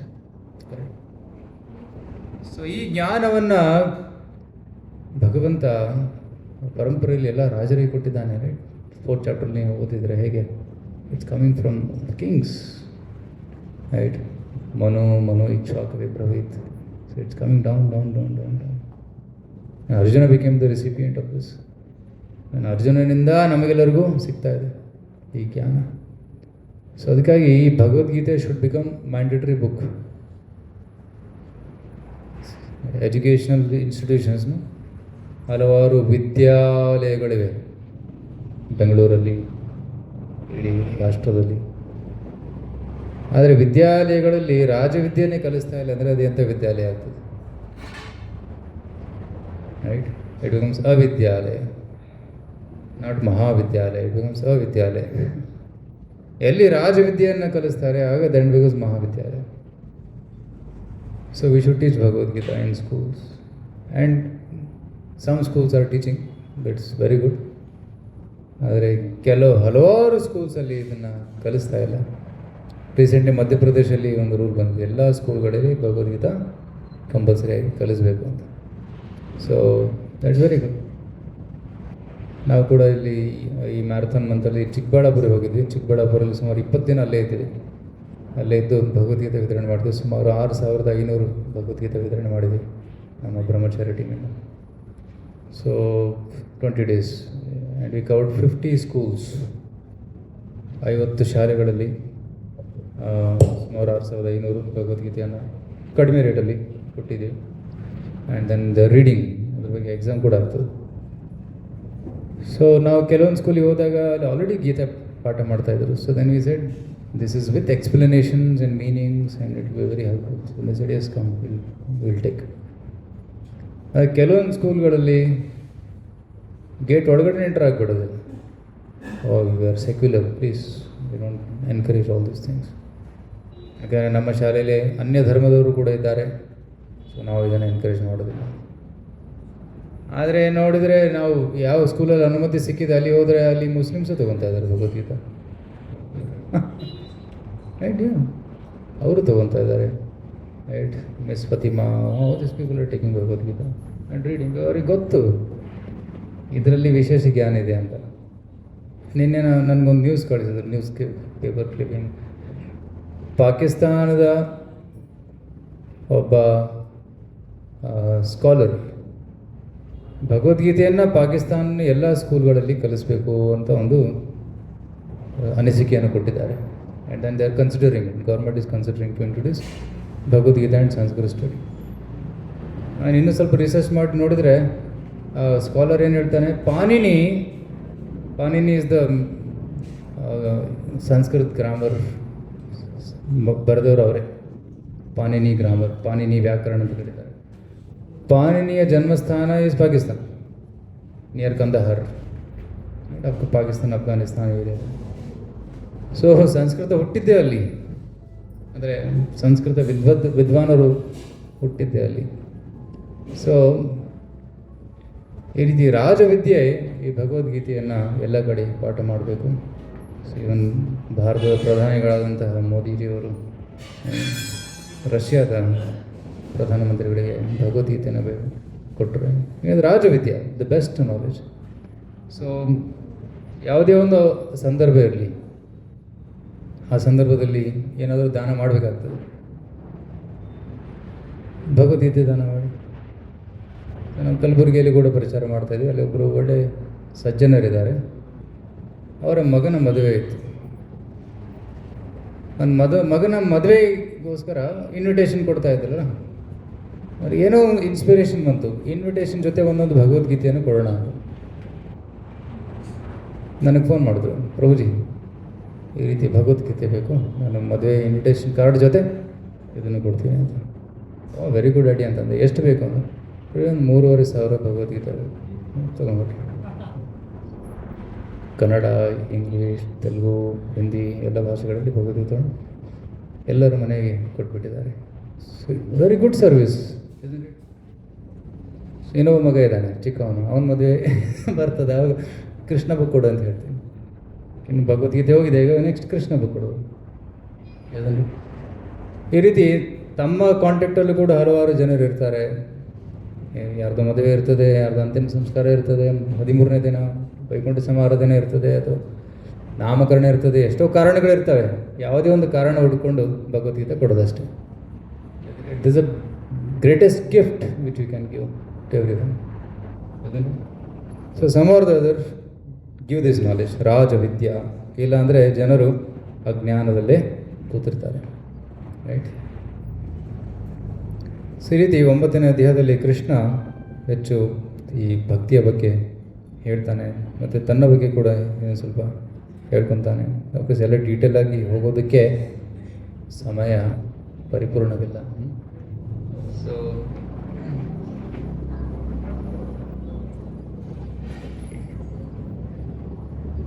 Let's recite this verse.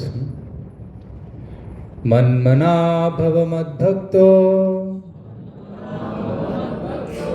ಮದ್ಯಾಜಿ ಮಾಂ ನಮಸ್ಕುರು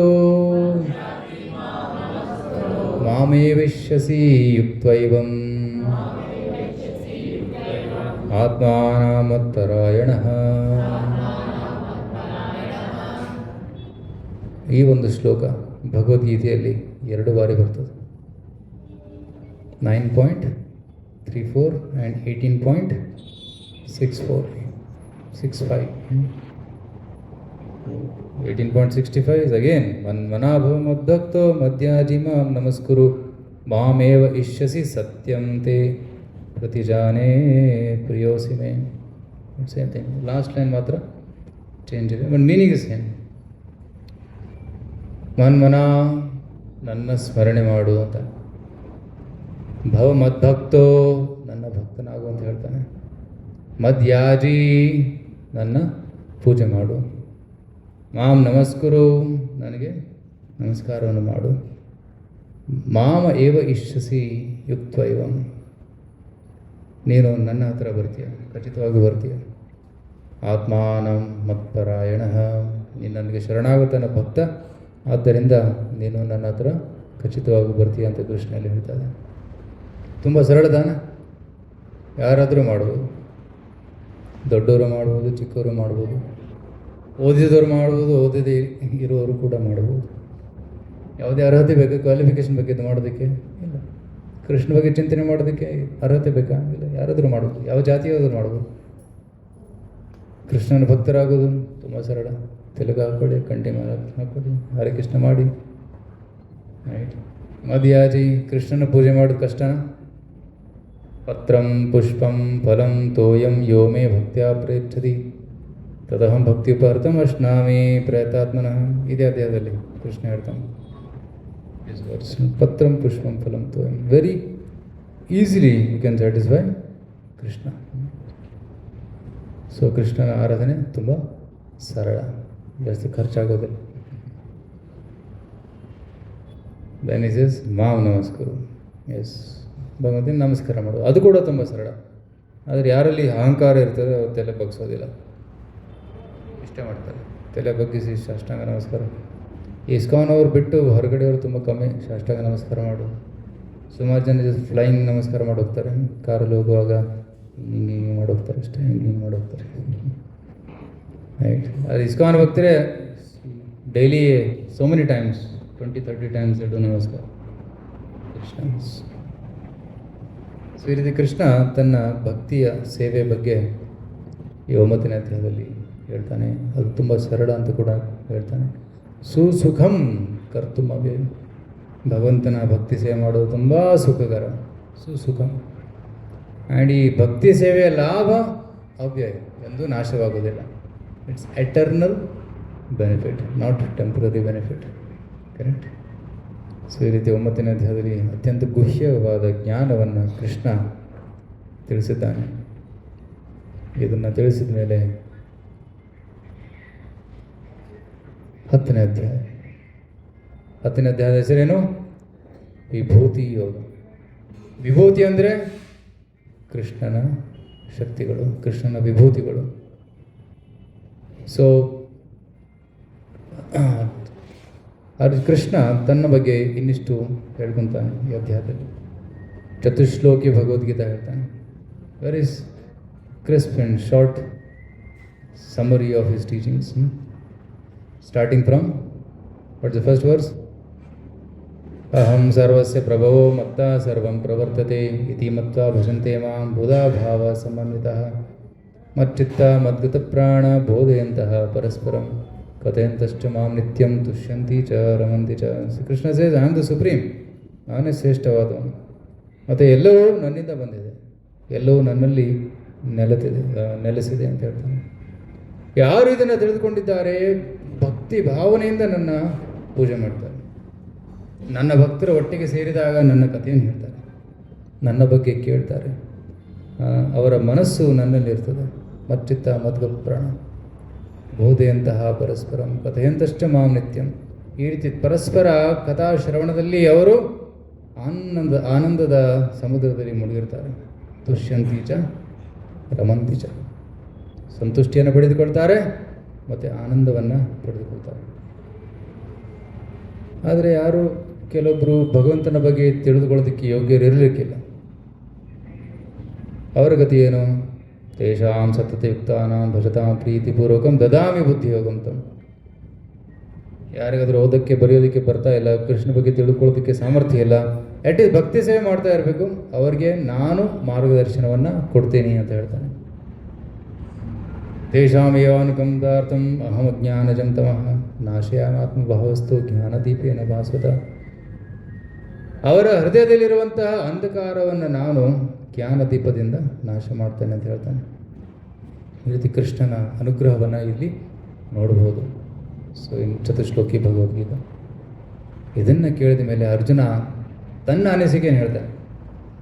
ಕೃಷ್ಣ, ನೀನೇ ದೇವರು, ಪರಂ ಬ್ರಹ್ಮ, ನೀನೇ ಪರಮಧಾಮ, ಪವಿತ್ರ ಪರಮಂ ಭವಾನ್, you are the purest, you are the supreme ಪುರುಷಂ ಶಾಶ್ವತಂ ದಿವ್ಯಂ ಆದಿದೇವಂ ವಚಂ ವಿಭು. ನೀನೇ ಪರಮ ಪುರುಷ, ನೀನೇ ಆದಿದೇವ, ನೀನೇ ವಿಭು, you are the greatest. Then he says, ನಾನಷ್ಟೇ ಅಲ್ಲ ಹೇಳ್ತಾ ಇರೋದು. ಆಹುಸ್ತಾಂ ಋಷಃ ಸರ್ವೇ ದೇವರ್ಷಿ ನಾರದಸ್ತಥಾ ಅಸಿತ ದೇವಲ ವ್ಯಾಸ, ಎಲ್ಲ ಋಷಿಮುನಿಗಳು ಕೂಡ ನೀನೇ ದೇವರಂತ ಹೇಳ್ತಾ ಇದ್ದಾರೆ. ಅಷ್ಟೇ ಅಲ್ಲ, ಈಗ ತಾನೇ ನೀನೇ ಹೇಳಿದೆಯಾ ನೀನೇ ದೇವರಂತ, ಮತ್ತೇನು ಪ್ರಮಾಣ ಬೇಕು? ಅರ್ಜುನ ಹೇಳ್ತಾ ಇದ್ದಾನೆ ಕೃಷ್ಣ ದೇವರಂತ, ಎಲ್ಲ ಋಷಿಮುನಿಗಳು ಕೃಷ್ಣನೇ ದೇವರಂತ ಹೇಳ್ತಾ ಇದ್ದಾರೆ, ಕೃಷ್ಣನೇ ನಾನೇ ದೇವರು ಅಂತ ಹೇಳ್ತಾ ಇದ್ದಾನೆ, ಮತ್ತೇನು ಪ್ರಮಾಣ ಬೇಕು? So I surrendered you fully. ಆದರೆ ಅರ್ಜುನ ಕೃಷ್ಣನಿಗೆ ಒಂದು ಪ್ರಶ್ನೆ ಕೇಳ್ತಾನೆ, ಕೃಷ್ಣ ದಯವಿಟ್ಟು ನಾನು ನಿನ್ನ ಬಗ್ಗೆ ಹೇಗೆ ಚಿಂತನೆ ಮಾಡಲಿ ಅದರ ಬಗ್ಗೆ ತಿಳಿಸು ಅಂತ ಹೇಳ್ತಾನೆ. Right? How can I think of you always? Right? ಕೇಶು ಕೇಶು ಚ ಭಾವೇಶು ಮಾ ಸದಾ ಪರಿಚಿಂತಯನ್. he says this verse. ಕಥಂ ವಿದ್ಯಾಮಹಂ ಯೋಗಿಂ ತ್ವಾಂ ಸದಾ ಪರಿಚಿಂತಯನ್ ಕೇಶು ಕೇಶು ಚ ಭಾವೇಶು ಚಿಂತ್ಯೋಸಿ ಭಗವಾನ್ ಮಯ. ಯಾವ ರೀತಿ ನಿನ್ನ ನಿರಂತರ ಸ್ಮರಣೆ ಮಾಡಲಿ ನಾನು ಅಂತ ಪ್ರಶ್ನೆ ಕೇಳಿದಾಗ ಕೃಷ್ಣ ವಿಸ್ತಾರವಾಗಿ ತನ್ನ ವಿಭೂತಿಗಳನ್ನು ಹೇಳ್ತಾನೆ. ಓಕೆ, ಸುಮಾರು ಮೋರ್ ದೆನ್ 80 ವಿಭೂತೀಸ್ ಹಿ ಟೆಲ್ಸ್ ಹಿಯರ್. ರೈಟ್? ವೃಕ್ಷಗಳಲ್ಲಿ ನಾನು ಅಶ್ವತ್ಥ, ಎಲ್ಲ ನಕ್ಷತ್ರಗಳಲ್ಲಿ ನಾನು ಶಶಿ, ಎಲ್ಲ ದೇವತೆಗಳಲ್ಲಿ ನಾನು ಇಂದ್ರ, ಎಲ್ಲ ನದಿಗಳಲ್ಲಿ ನಾನು ಗಂಗಾ, ಎಲ್ಲ ಜಲಚರರಲ್ಲಿ ನಾನು ಮಕರ, ಮನುಷ್ಯರಲ್ಲಿ ನಾನು ರಾಜ. ಈ ರೀತಿ ಎಲ್ಲ ವಿಭೂತಿಗಳನ್ನು ನಾನು ಹೇಳ್ತಾ ಹೋಗ್ತಾನೆ. ಎಲ್ಲ ಪ್ರಾಣಿಗಳಲ್ಲಿ ನಾನು ಸಿಂಹ, ನರಸಿಂಹ. ಈ ರೀತಿ ಯಾವುದೇ ವಿಭೂತಿಯಲ್ಲಿ ಏನೋ ಶ್ರೇಷ್ಠವಾದ ಶಕ್ತಿಯನ್ನು ನೀವು ಕಂಡ್ರೆ ಆ ಶಕ್ತಿ ನನ್ನದು ಅಂತ ತಿಳಿದುಕೋ ಅಂತ ಕೃಷ್ಣ ಹೇಳ್ತಾನೆ. ಎಲ್ಲ ಕುದುರೆಗಳಲ್ಲಿ ನಾನು ಉಚ್ಚೇಶ್ವರ, ರಾಕ್ಷಸರಲ್ಲಿ ನಾನು ಪ್ರಹ್ಲಾದ. ಈ ರೀತಿ ಕೃಷ್ಣ ಹೇಳ್ತಾ ಹೋಗ್ತಾನೆ. ದೆನ್ ಫೈನಲಿ ಈ ಸೇಸ್, ಎಷ್ಟಂತ ಹೇಳಿ ನಾನು, ನ ಅಂತೋಸ್ತಿ ಮಮ ದಿವ್ಯಾನ ವಿಭೂತಿನ. ನನ್ನ ವಿಭೂತಿಗಳಿಗೆ ಅಂತ್ಯವೇ ಇಲ್ಲ. ಎಷ್ಟಂತ ಹೇಳಿ, ಇಟ್ಸ್ ಅನ್ಲಿಮಿಟೆಡ್.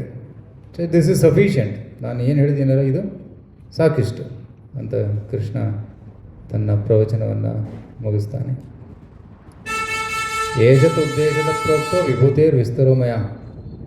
ಈ ಜಗತ್ತಿನಲ್ಲಿ ಏನೇ ಒಂದು ಆಕರ್ಷಕವಾದ ವಸ್ತು ಕಾಣಲಿ ಅದು ನನ್ನ ಶಕ್ತಿ ಅಂತ ತಿಳಿದುಕೋ. ಯದ್ಯದ್ ವಿಭೂತಿ ಮತ್ಸತ್ವಂ ಶ್ರೀಮದೂರ್ಜಿತಮೇವ ತತ್ತ ದೇವ ಗಚ್ಚತ್ವಂ ಮಮ ತೇಜೋ ಅಂಶ ಸಂಭವಂ. There is Mr. Universe, Miss Universe, there is cricket team, there are world champions and gold medalists. Everything is my ವಿಭೂತಿ. ಅವರ ಶಕ್ತಿ ಎಲ್ಲ ನನ್ನಿಂದನೇ ಬಂದಿದೆ. ಸೊ ಈ ರೀತಿ ನಾವು ಈ ವಿಭೂತಿಗಳನ್ನು ಜಗತ್ತಿನಲ್ಲಿ ನೋಡಿದಾಗ ಭಗವಂತನನ್ನು ಸ್ಮರಿಸ್ಬೋದು. ಸೊ ದಿಸ್ ಈಸ್ ವಿಭೂತಿ ಯೋಗ. ಇದರ ಬಗ್ಗೆ ಕೇಳಿದ ಮೇಲೆ ಅರ್ಜುನನಿಗೆ ಇನ್ನಿಷ್ಟು ಆಸೆ ಉಂಟಾಗ್ತದೆ.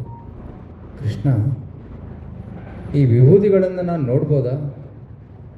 ಕ್ಯಾನ್ ಐ ಸಿ ದಿಸ್ ವಿಭೂತೀಸ್ ಇನ್ ಒನ್ ಪ್ಲೇಸ್? ಕೃಷ್ಣ ಹೇಳ್ತಾನೆ, ಆಯಿತು ನೋಡು.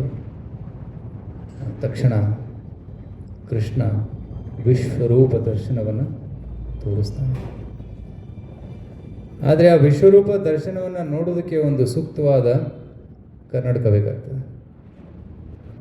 ಅದಕ್ಕೆ ಕೃಷ್ಣ ಏನು ಮಾಡ್ದೇನೆ, ಅರ್ಜುನನಿಗೆ ದಿವ್ಯಂ ದದಾಮಿ ತೇ ಚಕ್ಷು, ಒಳ್ಳೆ ದಿವ್ಯವಾದ ಚಕ್ಷುವನ್ನು ಕೊಡ್ತೀನಿ, ಈ ದಿವ್ಯ ಚಕ್ಷುವಿಂದ ನೀನು ಈ ವಿಭೂತಿಯನ್ನು ನೋಡು ಅಂತ ಹೇಳ್ತಾನೆ. ಕೆಲವೊಮ್ಮೆ ನಾವು ಕೂಡ ಸೆಂಟ್ರಿಗಲ್ಲಿ ಹೋದಾಗ ಒಂದು ಸ್ಪೆಕ್ಟಕಲ್ಸ್ ಕೊಡ್ತಾರೆ, 3D ಥಿಯೇಟ್ರಿಗೆ ಹೋದಾಗ ಅಲ್ಲಿ ಒಂದು ಸ್ಪೆಕ್ಟಕಲ್ ಕೊಡ್ತಾರೆ, ಅದನ್ನು ಹಾಕೊಂಡು ನೋಡಿದ್ರೆ ಚೆನ್ನಾಗಿ ಕಾಣಿಸ್ತದೆ.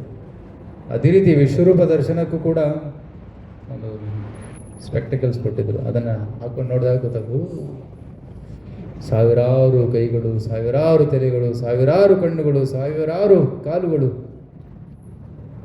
ಎಲ್ಲ ಕಡೆ ನೋಡಿದ್ರು ಕೂಡ ಕೃಷ್ಣನ ವಿಭೂತಿಗಳು ಕಾಣಿಸ್ತಾ ಇದ್ವು.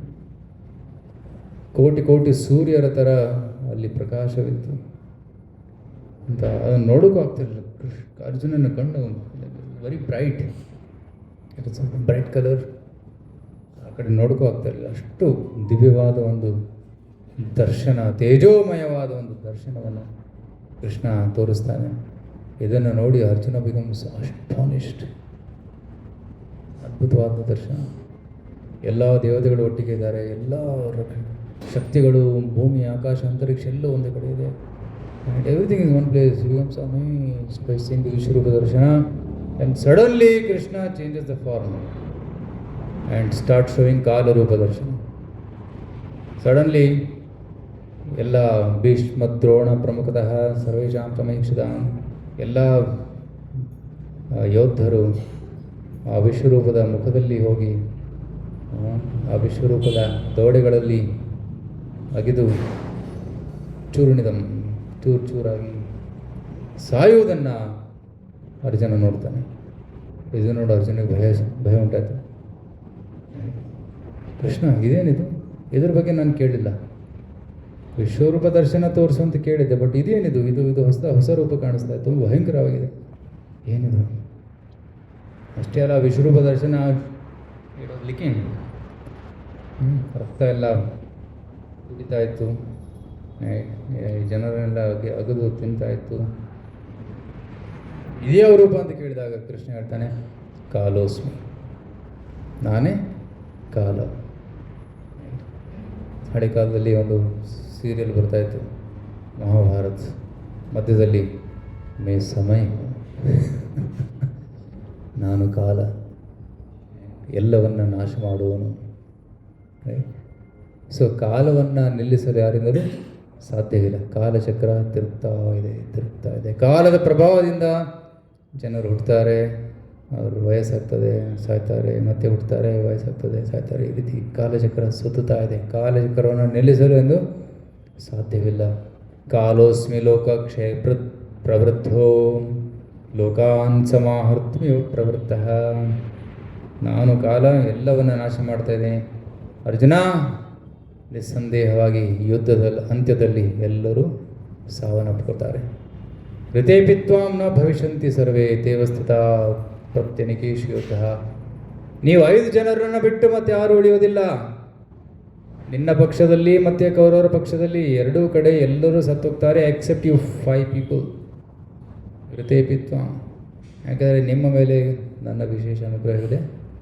ನಿಮ್ಮನ್ನು ಹೊರತಾಗಿ ಬೇರೆ ಎಲ್ಲರೂ ಸಾಯ್ತಾರೆ, except some. Satyaki, Kritavarma, Ashwatthama.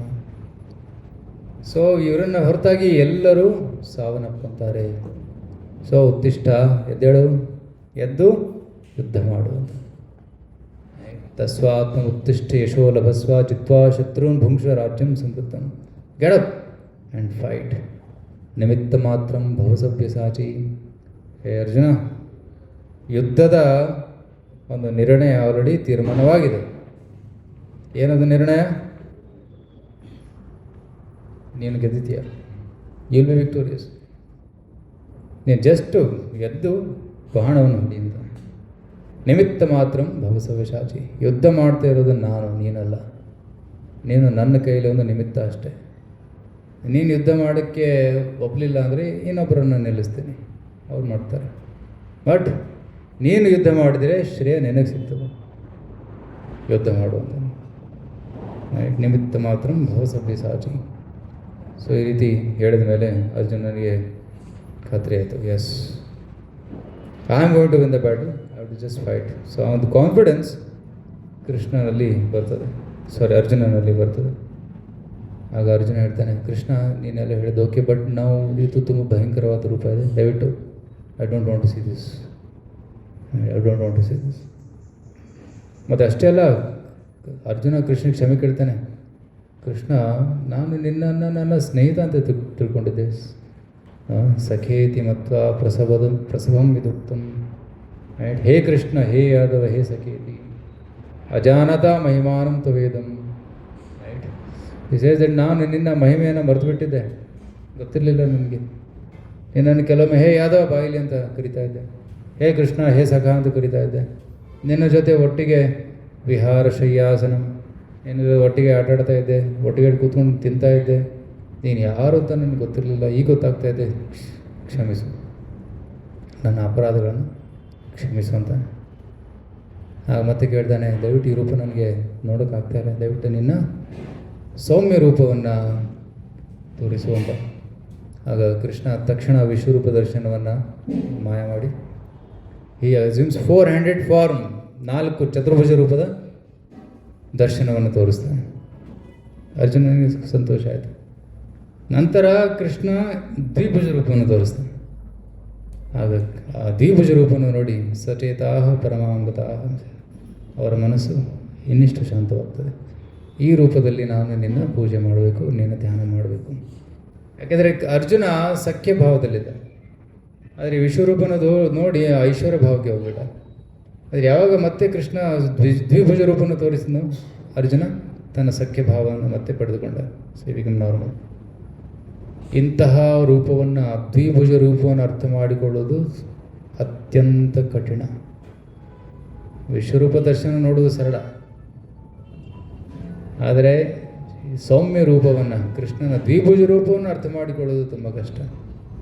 So ಅದಕ್ಕೆ ಭಕ್ತ್ಯಾತ್ವನನ್ಯ ಶಕ್ಯ ಅಹಂ ಏವಂ ವಿದೋರ್ಜುನ, ಭಕ್ತಿಯಿಂದ ಮಾತ್ರ ನಾವು ಕೃಷ್ಣನ ನಿಜವಾದ ರೂಪವನ್ನು ಅರ್ಥ ಮಾಡಿಕೊಳ್ಳಬಹುದು. ಸೊ ಈ ರೀತಿ ಕೃಷ್ಣ ಭಕ್ತಿಯ ಬಗ್ಗೆ ಹೇಳ್ತಾನೆ. ನಂತರ 12ನೇ ಅಧ್ಯಾಯದಲ್ಲಿ ಕೃಷ್ಣ ಭಕ್ತಿಯ ಬಗ್ಗೆ ಇನ್ನಿಷ್ಟು ವಿವರವಾಗಿ ಹೇಳ್ತಾನೆ. ಅರ್ಜುನನಿಗೆ ಒಂದು ಪ್ರಶ್ನೆ ಇತ್ತು. ಕೆಲವರು ನಿನ್ನ ನಿರ್ಗುಣ ನಿರಾಕಾರ ಬ್ರಹ್ಮಜ್ಯೋತಿ ಆರಾಧನೆ ಮಾಡ್ತಾರೆ, ಇನ್ನೊಬ್ಬರು ನಿನ್ನ ದಿವ್ಯ ರೂಪದ ಆರಾಧನೆಯನ್ನು ಮಾಡ್ತಾರೆ. ಈ ಇಬ್ಬರಲ್ಲಿ ಯಾರು ಶ್ರೇಷ್ಠವಾದವರು ಅಂತ ಕೇಳಿದಾಗ ಕೃಷ್ಣ ಹೇಳ್ತಾನೆ, ಯಾರು ನನ್ನ ದಿವ್ಯ ಶ್ಯಾಮಸುಂದರನ ರೂಪದ ಆರಾಧನೆಯನ್ನು ಮಾಡ್ತಾರೆ ಅವರು ಶ್ರೇಷ್ಠವಾದವರು. ಯಾರು ಅವ್ಯಕ್ತ ರೂಪದ ಆರಾಧನೆಯನ್ನು ಮಾಡ್ತಾರೆ, ಧ್ಯಾನ ಮಾಡ್ತಾರೆ, ಅದು ತುಂಬ ಕಷ್ಟಕರವಾದ ಮಾರ್ಗ. ಕ್ಲೇಶೋಧಿಕತರಸ್ತೇಷಾಂ ಅವ್ಯಕ್ತ ಆಸಕ್ತ ಚೇತಸ ಅವ್ಯಕ್ತಾ ಹಿ ಗತಿರ್ ದುಃಖಂ ದೇಹದ್ವಿರಾಪ್ಯತೆ. ಸೊ ಅದೇ ಅವ್ಯಕ್ತದ ಧ್ಯಾನ ಮಾಡೋದು, ನಿರ್ಗುಣ ನಿರಾಕಾರ ಬ್ರಹ್ಮನ್ ಧ್ಯಾನ ಮಾಡೋದು ತುಂಬ ಕಷ್ಟ. ಉದಾಹರಣೆಗೆ ನಿಮ್ಮ ಫ್ರೆಂಡ್ ಇದ್ದಾರೆ ಅಂತ ತಿಳ್ಕೊಳ್ಳಿ, ಯಾರೋ ಫ್ರೆಂಡ್ ಇದ್ದಾರೆ, ಅವ್ರ ಹೆಸರು ನಿಮಗೆ ಗೊತ್ತಿಲ್ಲ, ಅವ್ರು ಹೇಗೆ ಕಾಣಿಸ್ತಾ ಇರೋದು ನಿಮಗೆ ಗೊತ್ತಿಲ್ಲ, ಅವ್ರ ಗುಣಗಳು ಗೊತ್ತಿಲ್ಲ, ಅವರ ಕೆಲಸ ಏನಂತ ಗೊತ್ತಿಲ್ಲ. How can you think of him and how can you love him? ಒಂದು ಸಂಬಂಧ ಇರಬೇಕಂದ್ರೆ ನಾಮ, ರೂಪ, ಗುಣ, ಲೀಲೆ ಇದೆಲ್ಲ ಇರಬೇಕು. ಆಗ ಮಾತ್ರ ಸಂಬಂಧ ಬೆಳೆಸ್ಕೊಳ್ಳೋದು ಸಾಧ್ಯ. ಆದರೆ ನಿರ್ಗುಣ ಬ್ರಹ್ಮನ ಜೊತೆ ಹೇಗೆ ಭಕ್ತಿ ಮಾಡು, ಭಕ್ತಿ ಸೇವೆ ಹೇಗೆ ಮಾಡೋದು? So that is very difficult. ಕ್ಲೇಶೋಧಿಕತರಸ್ತೇಷ. ಆದರೆ ಯಾರು ಕೃಷ್ಣನ ದಿವ್ಯ ಶ್ಯಾಮಸುಂದರ ರೂಪದ ಸೇವೆ ಮಾಡ್ತಾರೆ ಅವರು ಶ್ರೇಷ್ಠವಾದವರು ಅಂತ ಕೃಷ್ಣನೇ ಹೇಳ್ತಾನೆ. ಆ ಕೃಷ್ಣ ಹೇಳ್ತಾನೆ, ಆ ಭಕ್ತರಲ್ಲಿ ಕೂಡ ಗ್ರೇಡೇಷನ್ಸ್ ಇದ್ದಾವೆ.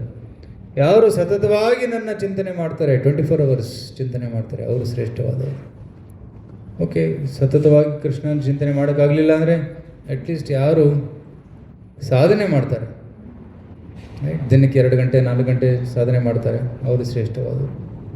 ಸಾಧನೆ ಮಾಡೋಕ್ಕಾಗ್ತಾ ಇಲ್ಲ, ಓಕೆ, ಅಟ್ಲೀಸ್ಟ್ ನನಗಾಗಿ ಕೆಲಸ ಮಾಡ್ತಾರೆ, ಬಂದು ಅಡುಗೆ ಮಾಡ್ತಾರೆ ಅಥವಾ ಕ್ಲೀನಿಂಗ್ ಮಾಡ್ತಾರೆ, ನನ್ನ ಬುಕ್ ವಿತರಣೆ ಮಾಡ್ತಾರೆ, ಅವರು ಬೆಸ್ಟ್.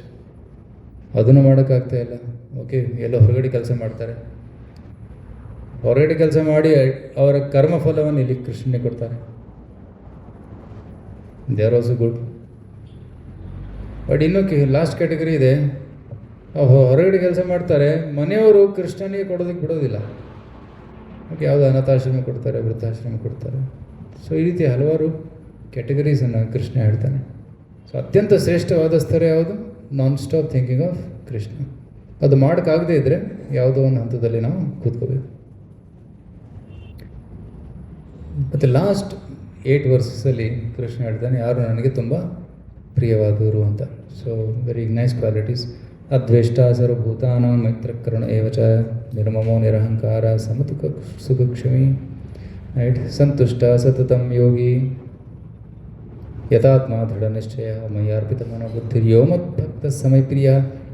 ಎಲ್ಲ ಶ್ಲೋಕದಲ್ಲಿ ಎಂಡಲ್ಲಿ ಯೋಮದ್ಭಕ್ತ ಸಮಯ ಪ್ರಿಯ, ಇವನು ನನಗೆ ತುಂಬ ಪ್ರಿಯವಾದ. ಯಾರು ಬೇರೆಯವರಿಗೆ ದ್ವೇಷ ಮಾಡೋದಿಲ್ಲ, ಎಲ್ಲರಿಗೂ ಸಮ ದೃಷ್ಟಿಯಿಂದ ನೋಡ್ತಾರೆ, ಎಲ್ಲರನ್ನ ಮಿತ್ರರಂತ ತಿಳ್ಕೊತಾರೆ, ಅಹಂಕಾರ ಇಲ್ಲ, ಮಾನದ ಅಪೇಕ್ಷೆ ಇಲ್ಲ, ಸುಖ ದುಃಖದಲ್ಲಿ ಕೂಡ ಸ್ಥಿರವಾಗಿರ್ತಾರೆ, ಸಂತುಷ್ಟವಾಗಿರ್ತಾರೆ, ಸತತವಾಗಿ ಯೋಗಾಭ್ಯಾಸವನ್ನು ಮಾಡ್ತಾರೆ, ದೃಢ ನಿಶ್ಚಯವನ್ನು ಹೊಂದಿರ್ತಾರೆ, ಮನಸ್ಸನ್ನು ನನ್ನಲ್ಲಿ ತೊಡಗಿಸಿರ್ತಾರೆ ಅವರು ಶ್ರೇಷ್ಠವಾದವರು. ಯಾರಿಂದ ಬೇರೆಯವರಿಗೆ ತೊಂದರೆ ಆಗೋದಿಲ್ಲ ಮತ್ತು ಯಾರಿಗೆ ಬೇರೆಯವರಿಂದ ಎಂದೂ ತೊಂದರೆ ಆಗೋದಿಲ್ಲ. ಹರ್ಷದಲ್ಲಿ ದುಃಖದಲ್ಲಿ ಅವರು ಸಮಚಿತ್ತರಾಗಿರ್ತಾರೆ, ಅವರು ನನಗೆ ಪ್ರಿಯವಾದವರು. ಯಾರಿಗೆ ಮನೆಗೆ ಮೇಲೆ ಆಸಕ್ತಿ ಇಲ್ಲ, ಸ್ವಚ್ಛವಾಗಿರ್ತಾರೆ, ಸೇವೆಯಲ್ಲಿ ದಕ್ಷರಾಗಿರ್ತಾರೆ, ಮಟೀರಿಯಲ್ ಆ್ಯಕ್ಟಿವಿಟೀಸಲ್ಲಿ ಉದಾಸೀನರಾಗಿರ್ತಾರೆ, ಸರ್ವಾರಂಭ ಪರಿತ್ಯಾಗಿ ಮತ್ತು ಎಲ್ಲ ಸ್ವಾರ್ಥಕ್ಕಾಗಿ ಯಾವುದೇ ಒಂದು ಕೆಲಸ ಮಾಡೋದಿಲ್ಲ, ಅವರು ನನಗೆ ತುಂಬ ಪ್ರಿಯರಾದವರು. ಯಾರು ಶೋಕ ಪಡೋದಿಲ್ಲ, ಯಾರು ಆಕಾಂಕ್ಷೆ ಪಡೋದಿಲ್ಲ, ಶುಭ ಅಶುಭ ಪುಣ್ಯ ಕಾರ್ಯಗಳನ್ನು ತ್ಯಜಿಸಿ ಕೇವಲ ಭಕ್ತಿ ಸೇವೆಯನ್ನು ಸ್ವೀಕರಿಸಿರ್ತಾರೆ, ಅವರು ನನಗೆ ಪ್ರಿಯರಾದವರು. ಶತ್ರುಗಳನ್ನು ಮಿತ್ರರನ್ನು ಒಂದೇ ರೀತಿ ನೋಡ್ತಾರೆ. ಇವನು ನಾನು ಶತ್ರು, ಇವನು ನನ್ನ ಮಿತ್ರ ಅಂತ ಪರಿಗಣಿಸಿದಲ್ಲಿ ಎಲ್ಲರೂ ಭಗವಂತನ ಭಕ್ತರು ಅಂತ ಪರಿಗಣಿಸ್ತಾನೆ. ಅಪಮಾನದ ಒಂದು ಮಾನದಲ್ಲಿ ಅಪಮಾನದಲ್ಲಿ ಸುಖ ದುಃಖ ಆಗೋದಿಲ್ಲ ಅವನಿಗೆ. ಶೀತಕಾಲದಲ್ಲಿ ಉಷ್ಣಕಾಲದಲ್ಲಿ ಭಕ್ತಿ ಸೇವೆನ ಮುಂದುವರಿಸ್ತಾನೆ. ರೈಟ್, ಯಾವುದೇ ಒಂದು ಸಂಘ ಅವನಿಗೆ ಇರೋದಿಲ್ಲ, ಅಟ್ಯಾಚ್ಮೆಂಟ್ ಇರೋದಿಲ್ಲ, ಈಸ್ ಡಿಟ್ಯಾಚ್ಡ್. ಯಾರೇ ಅವರ ನಿಂದನೆ ಮಾಡಲಿ ಅಥವಾ ಸ್ತುತಿ ಮಾಡಲಿ ಅವರು ಸಮಚಿತ್ತವಾಗಿರ್ತಾರೆ. ಎಲ್ಲ ಗುರುಗಳ ಅನುಗ್ರಹ ಅಂತ ಅವರು ಭಾವಿಸ್ತಾರೆ. ಅನಿಕೇತಃ, ಮನೆಗೆ ಆಸಕ್ತಿ ಇಲ್ಲ ಅವನಿಗೆ. ಸ್ಥಿರಮತಿ ಭಕ್ತಿಮಾನವೇ ಪ್ರಿಯವನರ. ಈ ರೀತಿ ಯಾರು ನನಗೆ ಪ್ರಿಯವಾದವರು ಆ ಗುಣಗಳನ್ನು ಇಲ್ಲಿ ವರ್ಣನೆ ಮಾಡ್ತಾನೆ ಕೃಷ್ಣ. ಸೊ ನಾವು ಕೃಷ್ಣನಿಗೆ ಪ್ರಿಯರಾಗಬೇಕಂದ್ರೆ ನಾವು ಈ ಗುಣಗಳನ್ನು ಬೆಳೆಸಿಕೊಳ್ಳಬೇಕು ನಮ್ಮ ಜೀವನದಲ್ಲಿ. ಸೊ ಯಾರು ಈ ಭಕ್ತಿ ಸೇವೆಯನ್ನು ಮಾಡ್ತಾರೆ ಅವರು ನನಗೆ ಅತ್ಯಂತ ಪ್ರಿಯರಾದವರು ಅಂತ ಕೃಷ್ಣ ಹೇಳ್ತಾನೆ. ಏದು ಧರ್ಮಾಮೃತಮಿದಂ ಯಥೋಕ್ತಂ ಪರಿಪಾಸತೆ ಶ್ರದ್ಧಾದಾನ ಮತ್ಪರಮ ಭಕ್ತಾಸ್ತ ಅತೀವ ಮೇ ಪ್ರಿಯ. ಸೊ ನನ್ನ ಭಕ್ತರು ನನಗೆ ತುಂಬ ಪ್ರಿಯರಾದವರು ಅಂತ ಕೃಷ್ಣ ಇಲ್ಲಿ ಹೇಳ್ತಾ 12ನೇ ಅಧ್ಯಾಯನ ಮುಗಿಸ್ತಾನೆ. ನಂತರ 13ನೇ ಅಧ್ಯಾಯದಿಂದ ಇನ್ನು ಬೇರೆ ವಿಷಯ, ಜ್ಞಾನ ವಿಷಯ ಸ್ಟಾರ್ಟ್ ಆಗ್ತದೆ.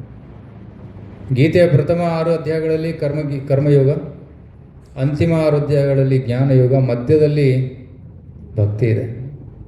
ಈಗ ಮಕ್ಕಳಿಗೆ ಕ್ರೀಮ್ ಬಿಸ್ಕೆಟ್ ಇಷ್ಟ ಅಲ್ಲ, ಕ್ರೀಮ್ ಬಿಸ್ಕೆಟ್ ಮೇಲೆ ಬಿಸ್ಕೆಟ್ ಕೆಳಗಡೆ ಬಿಸ್ಕೆಟ್ ಮಧ್ಯೆ ಕ್ರೀಮ್. ಮಕ್ಕಳೇನು ಮಾಡ್ತಾರೆ, ಓಪನ್ ಮಾಡಿ ಒಳಗಡೆ ಮಾತ್ರ ತಿಂತಾರೆ, ಫಸ್ಟ್ ಅದನ್ನು ತಿಂತಾರೆ. ಅದೇ ರೀತಿ ಭಕ್ತರು ಕೂಡ first they like this 6 chapters. ಮಧ್ಯದ 6 ಅಧ್ಯಾಯಗಳು ತುಂಬ ಇಷ್ಟ ಭಕ್ತರಿಗೆ, ಇದರಲ್ಲಿ ಭಕ್ತಿ ಇದೆ. ಪ್ರಥಮ ಅಧ್ಯಾಯಗಳಲ್ಲಿ ಅಧ್ಯಾಯ 3, 4, 5 ಡಿಫಿಕಲ್ಟ್ ಟು ಅಂಡರ್ಸ್ಟ್ಯಾಂಡ್. ನೆಕ್ಸ್ಟ್ ಈಗ ಬರುವಂಥ 13, 14, 15 ಕೂಡ ಲಿಟಲ್ ಡಿಫಿಕಲ್ಟ್ ಟು ಅಂಡರ್ಸ್ಟ್ಯಾಂಡ್. ಆದರೆ ಮಧ್ಯದ 6 ಅಧ್ಯಾಯಗಳು very easy to understand, cream ಥರ. ಅದಕ್ಕೆ ಮಧ್ಯದ ಭಾಗದಲ್ಲಿ ಈ ಒಂದು ಶ್ಲೋಕವನ್ನು ಇಟ್ಟಿದ್ದಾರೆ. ಭಗವದ್ಗೀತೆಯ ಸೆಂಟ್ರಲ್ಲಿ ಬರ್ತದೆ, ಸೆಂಟ್ರಲ್ಲಿ ಮತ್ತು ಕೊನೆಯಲ್ಲಿ ಈ ಶ್ಲೋಕ ಬರ್ತದೆ ಭಕ್ತಿಯ ಬಗ್ಗೆ. ಸೊ ಅದಕ್ಕಾಗಿ ನಾವು ಇಸ್ಕಾನಲ್ಲಿರುವಾಗ ಕೃಷ್ಣನ ಭಕ್ತಿಯನ್ನು ಮಾಡಬೇಕು, ವಿಶೇಷವಾಗಿ ನಾಮ ಸಂಕೀರ್ತನೆ ಮತ್ತು ಭಗವದ್ಗೀತಾ ಅಧ್ಯಯನ ಮತ್ತು ಪ್ರಚಾರ. ಸೊ ಈಗ ಗೀತಾ ಮ್ಯಾರಥಾನ್ ಮತ್ತು ನಡೀತಾ ಇದೆ. ಆದಷ್ಟು ನೀವು ಭಗವದ್ಗೀತೆ ವಿತರಣೆ ಬಾಕ್ಸ್ ನೋಡ್ತಾ ಇದ್ದೀನಿ, ಸಾಕಷ್ಟು ಬಾಕ್ಸಸ್ ಅಂತ ತಂದಿದ್ದೀರಾ, ಎಲ್ಲ ಖಾಲಿ ಮಾಡಬೇಕು. ಖಾಲಿ ಮಾಡಿ ಮತ್ತೆ ಇನ್ನಿಷ್ಟು ಸ್ಟಾಕ್ ತರಬೇಕು. ಸೊ ಆದಷ್ಟು ಎಲ್ಲರೂ ಗೀತಾ ವಿತರಣೆಯಲ್ಲಿ ತೊಡಗಿ ಆದಷ್ಟು ಹೆಚ್ಚು ಜನರಿಗೆ ಗೀತೆಯನ್ನು ಮುಟ್ಟಿಸಿ. ಓಕೆ, ಇಷ್ಟು ಹೇಳ್ತಾ ನಾನು ನನ್ನ ಪ್ರವಚನಕ್ಕೆ ವಿರಾಮವನ್ನು ಕೊಡ್ತೇನೆ. ಹರೇ ಕೃಷ್ಣ. ಶ್ರೀಮದ್ ಭಗವದ್ಗೀತಾ ಕೀ, ಶ್ರೀಲ ಪ್ರಭುಪಾದ್ ಕೀ. ಒಂದು ಪ್ರಶ್ನೆ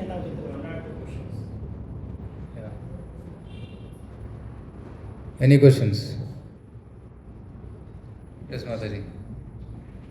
ಭಕ್ತರು ದೇಹವನ್ನು ತ್ಯಾಗ ಮಾಡೋಕ್ಕೆ ಯಾವ ಟೈಮ್ ನೋಡೋದಿಲ್ಲ ಅಂತ ಹೇಳಿದ್ವಿ. ಅದರಲ್ಲಿ ಭೀಷ್ಮದೇವರು ಉತ್ತರಾಯಣ ಬಗ್ಗೆ ಅವರು ವೇಟ್ ಮಾಡ್ತಿದ್ರು ಅಂತ ಕೇಳಿಸ್ಕೊಂಡಿದ್ರು. ಆ ಉತ್ತರಾಯಣಕ್ಕೆ ಒಂದು ಗಾಢವಾದ ಮೀನಿಂಗ್ ಇದೆ. ನಾವು ತಿಳ್ಕೊಳ್ಳೋದು ಉತ್ತರಾಯಣ ಅಂದರೆ ಸಂಕ್ರಾಂತಿ ದಾಟಿದ ಮೇಲೆ ಸೂರ್ಯ ಉತ್ತರಕ್ಕೆ ಹೋಗುವ ಸಮಯ ಉತ್ತರಾಯಣ.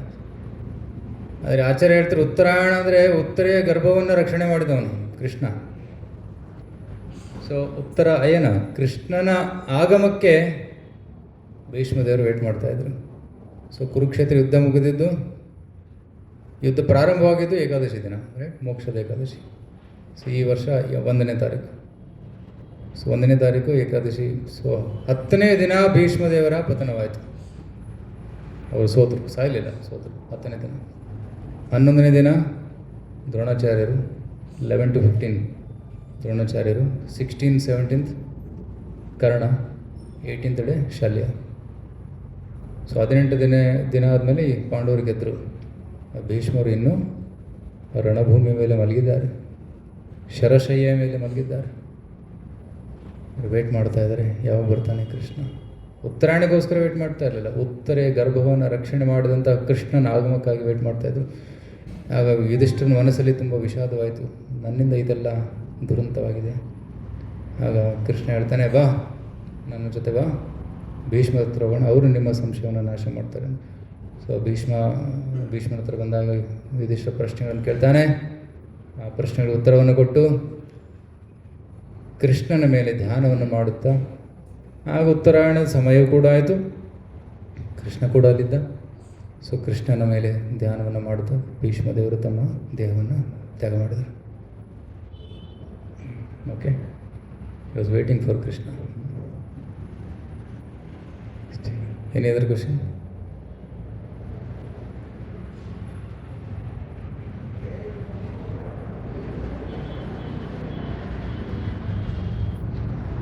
Okay, thank you.